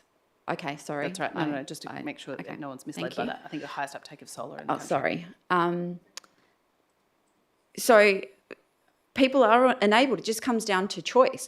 And that's what I feel very strongly about, is people having choice and not governments telling them you must live in this certain way and having gas, you must not have gas. Now, as someone who for over 10 years has not used gas, let me tell you, being electrified is not cheaper right now, because unfortunately I don't have solar. When I can afford to put solar, I will, but I haven't been able to at this stage. And if you saw my electricity bills, your jaw would drop at how much I pay. So it's not necessarily cheaper. And I just don't understand the whole premise that people aren't already enabled to transition. So for that reason, I don't support this. And also on a point that the Deputy Mayor made about our Parks and Environment team already having so much other work, critical work that our residents are relying on us to deliver, particularly in that environment space. I know that this notice of motion is just that to provide a report to council, but that still has implications on our resourcing and our staff to be able to investigate these options and provide it back to council. And I just don't see this as a priority for our staff when we have so many other priorities. So, yeah, for that reason, I won't be supporting this. Councillor Bull. Thank you. I will be supporting it, and I thank Councillor Johnson for putting it forward. I know how passionate she is in this area, and for good reason. And what I'm reading here is a very sound, measured proposal looking at ways to support our local community to be able to be more informed around the options that they have for them to be able to transition to gas at the right time for them. And, you know, I remember when we were making a decision around appliances in our house 15 years ago, we hadn't had the education, and we made some decisions that I wish we hadn't have made. And so if we as a local government are able to provide information to our community, and people in our community find themselves in a position where they're able to make decisions that result in moving from gas to electrification, then, you know, that's fantastic. The other thing is that, you know, for people who are in the position where they're able to make decisions around, say, for example, electric vehicles, that is potentially going to decrease their costs in the longer run, because we know that the cost of petrol increases at CPI, and if you purchase a vehicle with a fixed interest rate, then actually that is going against inflation, because that is at a fixed rate. So it doesn't necessarily mean that it is going to cost more. For some people it will, for others it won't. The most important thing is that we are making these steps and we're supporting our community, and particularly the people in the community who do want support. Transitioning from gas is important to them, and being able to help other people understand the importance of doing so. Thank you. Anyone? Councillor Eveson. Yeah, I've just got a question for the city probably. When I was reading through the ERIE, and there's some objectives there that are definitely around city-owned land and responsibilities, so like of our assets and facilities. Is there not natural crossover from those sorts of the work that we're doing there, where the city would already be engaging or have this information, rather than having to? I actually don't know why the motion necessarily needs to be raised. I think it's already happening. I'll go to the director to respond. Through the chair, the ERIE, or the Emissions Reduction Renewable Energy Plan, is a bit more internally focused in terms of the city's operations. But if you look at the ELF, the Environment Livability Framework, that does have a bit more of a community focus as well. So it does cover those aspects as well. So yeah, it does cross over. And a follow-up question. I mean, do households have choice now? So if they were to come, I mean, because I've read literature that says that there's more houses are opting for electricity straight up from new build rather than gas because of cost straight up. So does the city have any data around what the new connections are preferred for new builds? I'll go to the director. Through the chair, I don't believe we have that data, and but I suppose in producing the report, we'll try and see if we can get hold of any data of that nature. Okay. Look, I'll speak, and probably just quickly. Look, Council has seen a motion very similar to this before about preventing gas connections, and had made a decision. I think it was in March 2023. So the softer approach in this side doesn't necessarily provide any material difference to what the city, I think, is already working on and doing in this space. In fact, I believe the only tangible outcome is going to be a motion that adds more workload to our Parks and Gardens team, or Parks and Environment team, sorry, as has been mentioned. So it's another piece of paper that's going to take away time from hardworking, from staff that are working hard to address meaningful issues like balancing stricter water allocations whilst we try and sustain our tree canopy and improving the mainland's lakes. So for those reasons, I'm not going to support this because I don't think that it's a duplication of work that I think is already out there with the state and federal, and I think we just don't need to delve in there. The answers are coming through. There's a lot of initiatives. So I'm quite happy that we just go with the flow, and when that information is provided, we'll do what we can because that's all we need to do. Thank you. Anyone wish to speak for? Anyone wish to speak against? I'll go to the mover to close. Thank you. Really appreciate everyone's really helpful comments. I probably won't respond to all of them, but to say that I think the key part is about education and is about people making informed choices. And I think we can all do a lot about that in the spaces that we operate in. I don't see this sitting with our environment team specifically because it is around planning and education largely, which is what I've put here in the motion. So if you're having I think everyone's spoken really well about the benefits of electrification, and I just make the comment to the Mayor that if you wanted to reduce your bills, you should get in touch with the energy auditors at Environment House. Alan Ben became an Australian citizen on Friday here, so we have lots of great expertise that you can call on to reduce your energy bills. But having solar and batteries is, one of the cheapest ways that you can run your house. Not everyone has that option because renters don't have that option often, and that might be something that we can look at broadly as a community, and maybe through this, I don't know. But once the house is electrified, then things can be done cheaper and easily and more cleaner, and I don't think any of that was grammatically correct. But it'd be great if we could see what we could do, so I really appreciate your support. Thank you.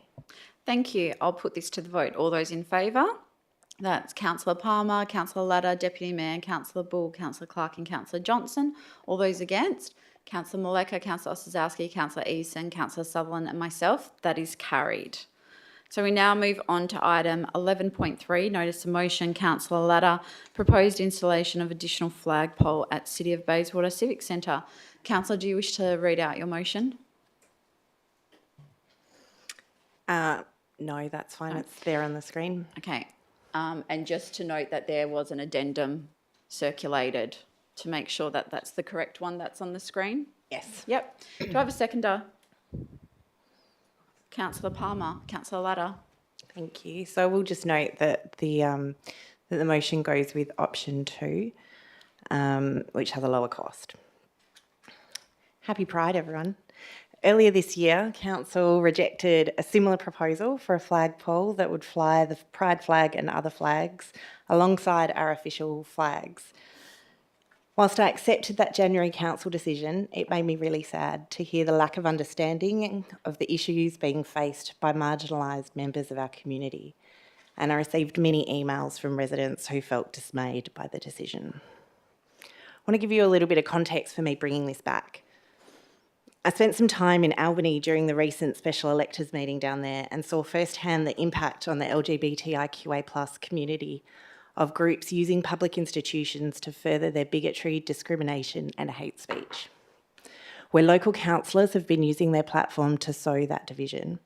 And this is the context that we work in now, an imported politics of division. It's important, really important, to demonstrate that the City of Bayswater is a welcoming and inclusive place, to fly the flag and show that hate has no home here, which was a saying on one of the lovely badges made by local artists during the rally in support of Drag Story Hour in Maylands. The arguments made in January were largely about cost. It was too costly to do this. And then some months later, Council unanimously voted to install a flagpole in Halliday Park to fly the New Zealand flag one day a year. And I supported that because I believe it's important that people see themselves represented in the ways that are important to them on the occasions that matter to them. And I note that no one made arguments about that being a slippery slope. No one asked, oh, but next everyone will want their own national flag to fly on this pole, because we're all smart enough to understand the significance and the purpose. No one tutted about the cost for one day. And it's the same cost that you see before you today in this motion. Seeing the stark contrast in the two decisions was really hurtful, not just to me, but to others in the community. And so I thought I would bring this back and give people another chance to consider their position. But you know, it might be a slippery slope. It might be a gesture that builds trust with communities that worry deeply about public institutions. It might be a commitment to strive for greater inclusion in the city. It might make staff and residents alike feel safer here, feel like they will be welcomed here. A better place to work, a better place to live. It might do all of that. One little flag, sending us down a slippery slope. I think that that's an excellent outcome. Thank you. Councillor Palmer. Thank you very much. I really do feel that it's an exciting moment. I look at the Sydney Opera House and they did the poppies for the 11th of November and it was amazing to see that recognition. Now, that's done on a massive basis. This is a flag, a simple flag. And if we have a problem with that, you know, we really do have a problem.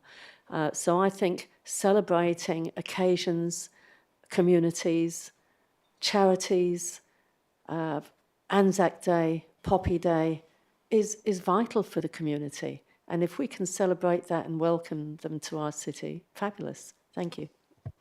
Thank you. Anyone wish to speak against? Councillor Sazowski.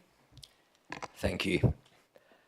My opinion on this motion is that support and inclusivity can be demonstrated more effectively through existing highly visible infrastructure, such as the digital sign that we've got sitting on Brunav there, and on the big banner that we've got at the corner of Drake and Brunav, and by lighting our undercovered area, which we already do during Pride Month.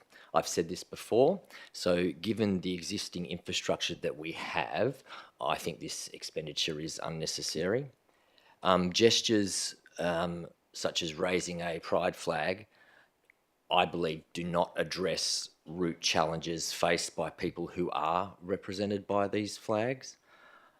I am happy to say, though, that root challenges are being addressed within our city by this council with the spend and provision of resources and substantive actions like funding programs, events, and initiatives that directly link to the everyday lives of individuals.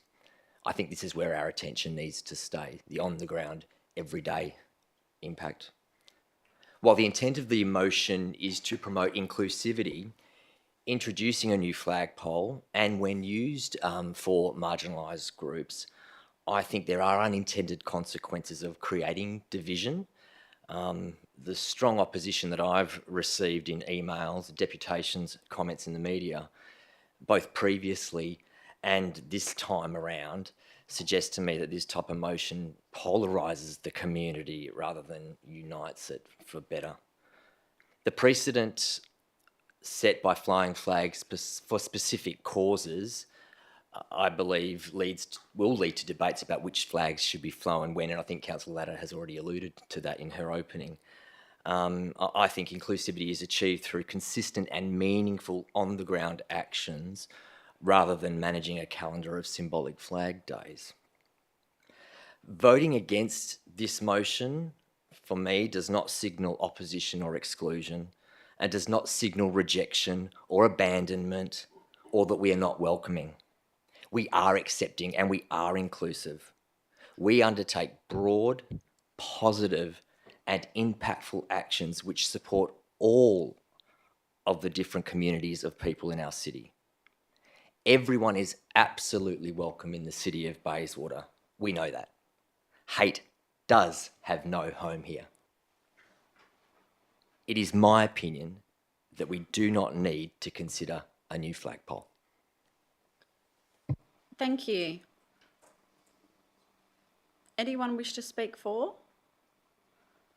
Councillor Bull. I will very enthusiastically be supporting this motion, and I thank the councillor for bringing it back.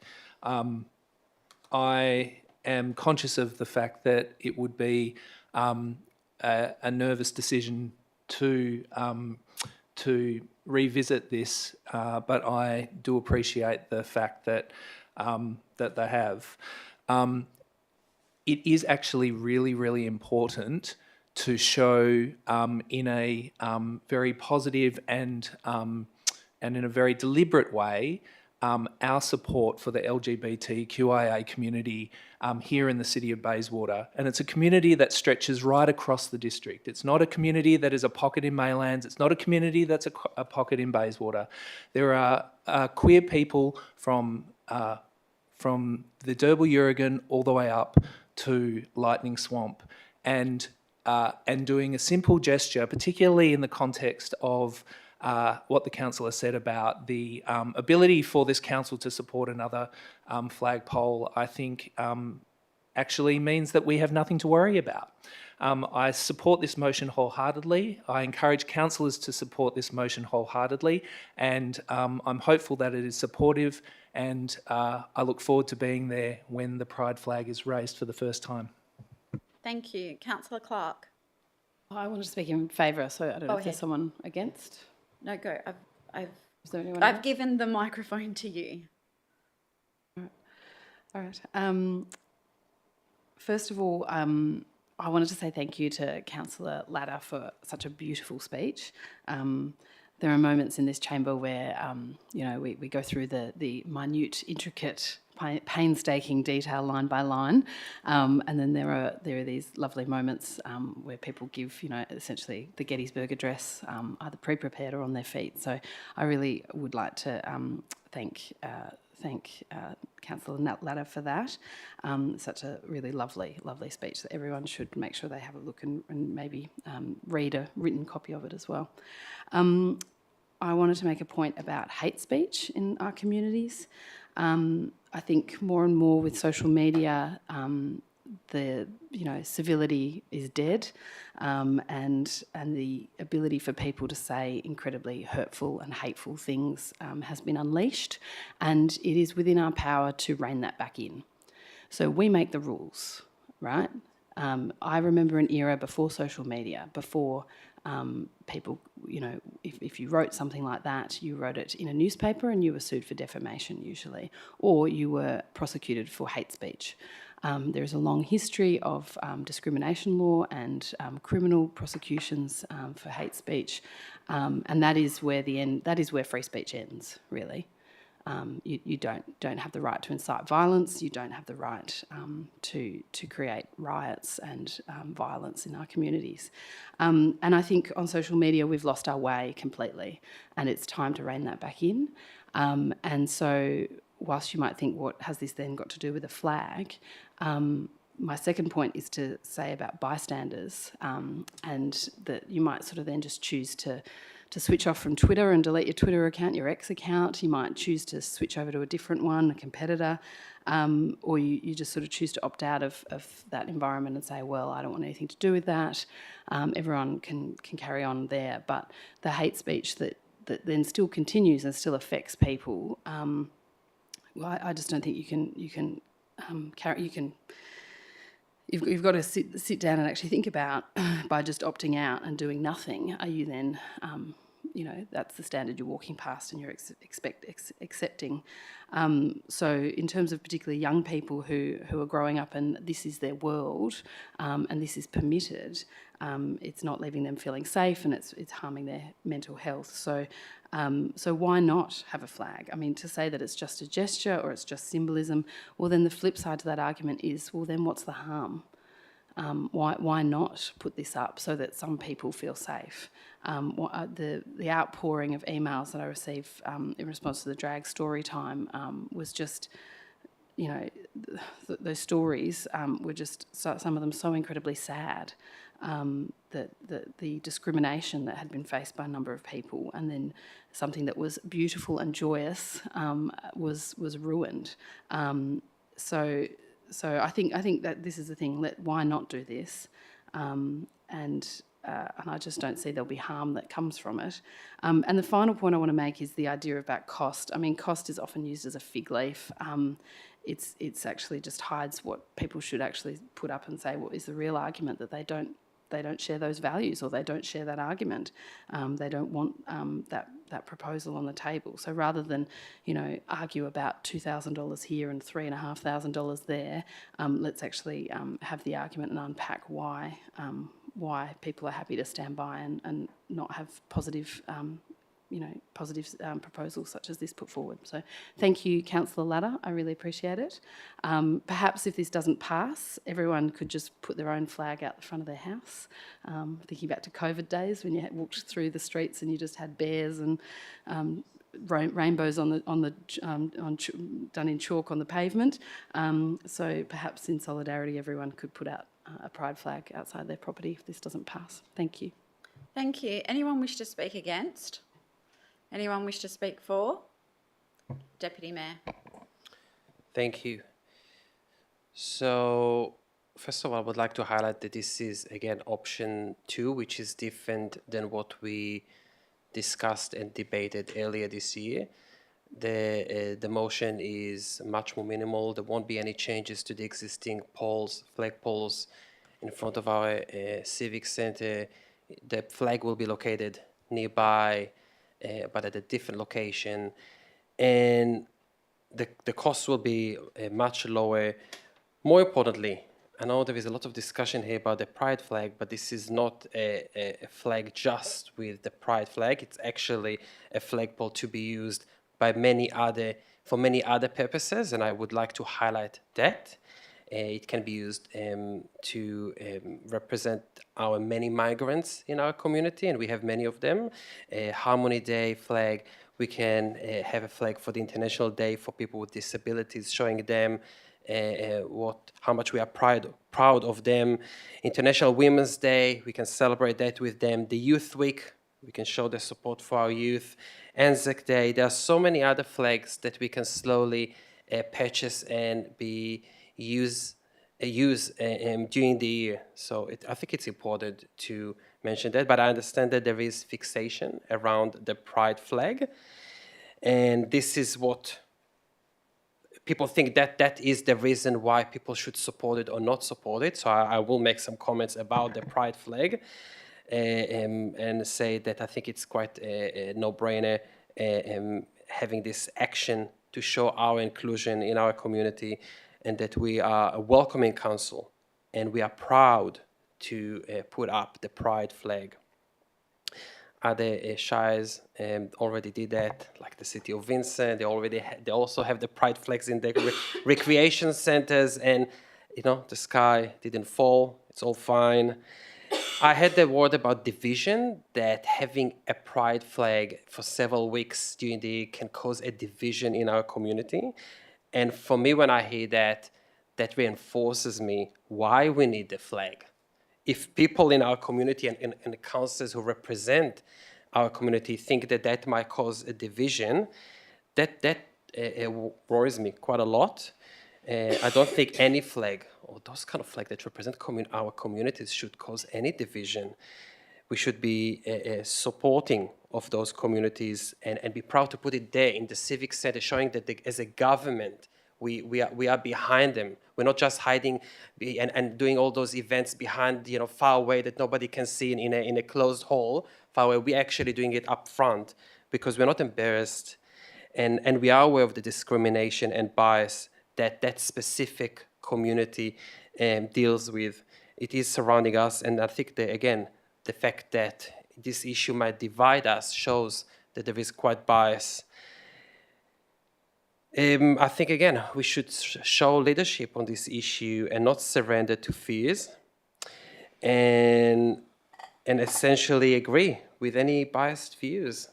So I support having a flagpole to be used for showing support for many communities in our city. Thank you.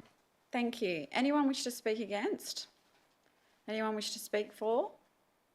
Councillor Johnson. Thank you, Councillor Latta. That's such a heartfelt introduction, and I know how much it means to you and how much it means to our community. Councillor Bull was right. The Rainbow community is much bigger than just a little pocket in Bayswater, much bigger and much and really important to celebrate. So happy Pride, absolutely. And really important to acknowledge, the comments around imported hate speech as well. So I look forward to this flag flying proudly out the front. Thank you. Anyone wish to speak against? Councillor Maleka? I just have a question. Yeah. How will the city determine when flags are flown and which flag will be flown when? I'll go to the director.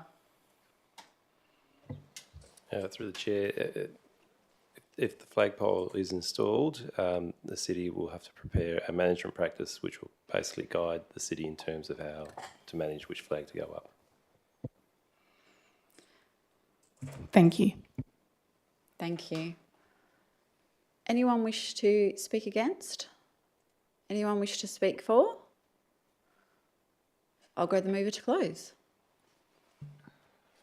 Thank you. I'll just touch on a couple of things that were raised. I know I spoke mostly about the Pride flag, and to be honest, I would gladly fly the Pride flag all year round, as City of Perth does.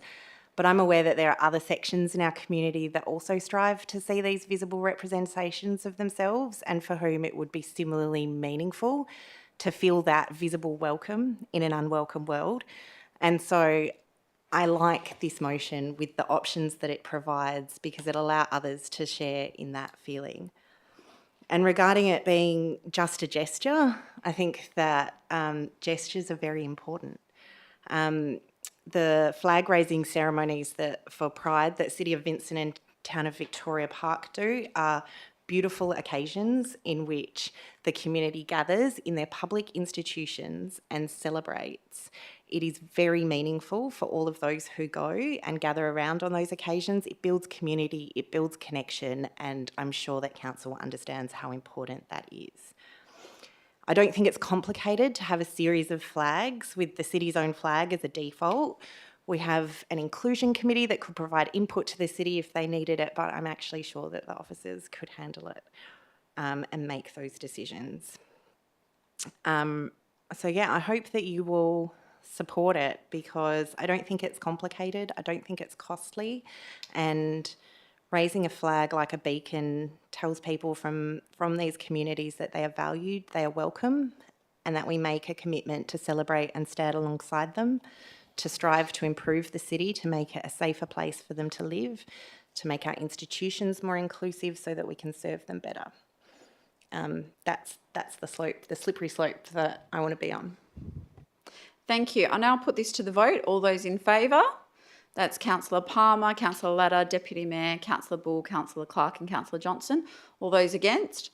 Councillor Maleka, Councillor Osazowski, Councillor Easton, Councillor Sutherland and myself. That is carried. And on inclusion, happy International Men's Day, everyone. So it's today. It's today. So we'll now move on to item 12, questions from members without notice. Are there any questions from members? No? I do have. Okay, Deputy Mayor. Yes. I received an inquiry from a resident that the City of Stirling does not use glyphosate on verges. And I wanted to confirm if that is the case and whether the city is also considering that. Thank you. I'll go to the director. And footpaths, sorry, verges and footpaths. Through the chair, the city does use glyphosate, so it does use it in certain applications, and we do follow the instructions and the safety procedures attached to Sorry, that. Director. I think the question was about City of Stirling. Yes, but about us, what we... Not about the City of Stirling? Also, if we're aware of that. Through the chair, I'm not aware that that they're not using glyphosate, but we'll be inquiring and finding out what alternatives they are using. So. Councillor Easton, can you turn off your microphone? Can we get some information around that? Through the chair, yes, we can. Thank you. Councillor Eveson? Yeah, just my two queries. So one, just Galleria. Have we heard anything about the refurbishment at Galleria? Go to the CEO. Through you, Madam Mayor, no, I haven't heard anything further. Cool, thank you. And just one regarding road projects. So just, I know the city's been trying to get meeting dates with Main Roads to discuss ongoing projects. Most specifically, I'm interested in McGilvray Ave and Morley Drive. Has the city had any chance at getting meetings secured with Main Roads yet? I'll go to the director. Through the chair, we have requested a meeting with Main Roads. We're just waiting for them to get back to us. Okay, thanks. Councillor Sazowski. Thank you. This is regarding the new train stations, Naranda Morley Station, and all of the new infrastructure in between and surrounding those stations as well. A lot of effort has been put into the new footpaths. Actually, a lot of effort's been put into everything, and it looks magnificent. However, I am noticing that there's a lot of weeds and trash and rubbish already forming around these important pedestrian links around these stations.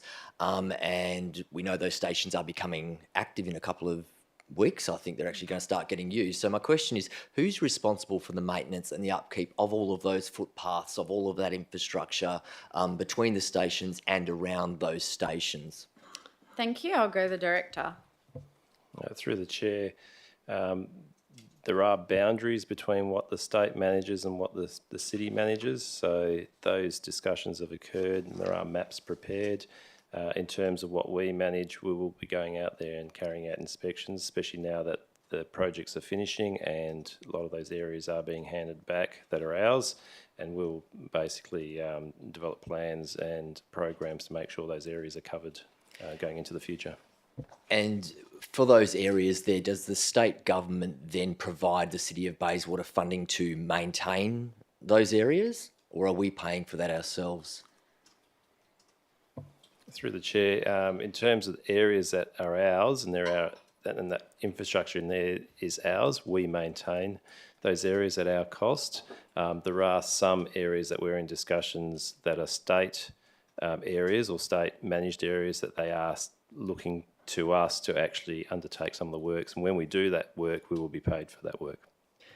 Just finally, at the corner of Broome Avenue and Embleton Avenue, Metronet has finished doing all of the gardening, planting of shrubs and trees and mulching and all, and they have left a very small section right on the corner of Broome Ave and Embleton Ave in front of the Morley Windmills fence there, where they've decided not to touch anything between the footpath and the road, and I'm assuming it's because it's probably our area. I'm wondering if the director may be able to contact Metronet to ask if they can finish the job off properly on our behalf.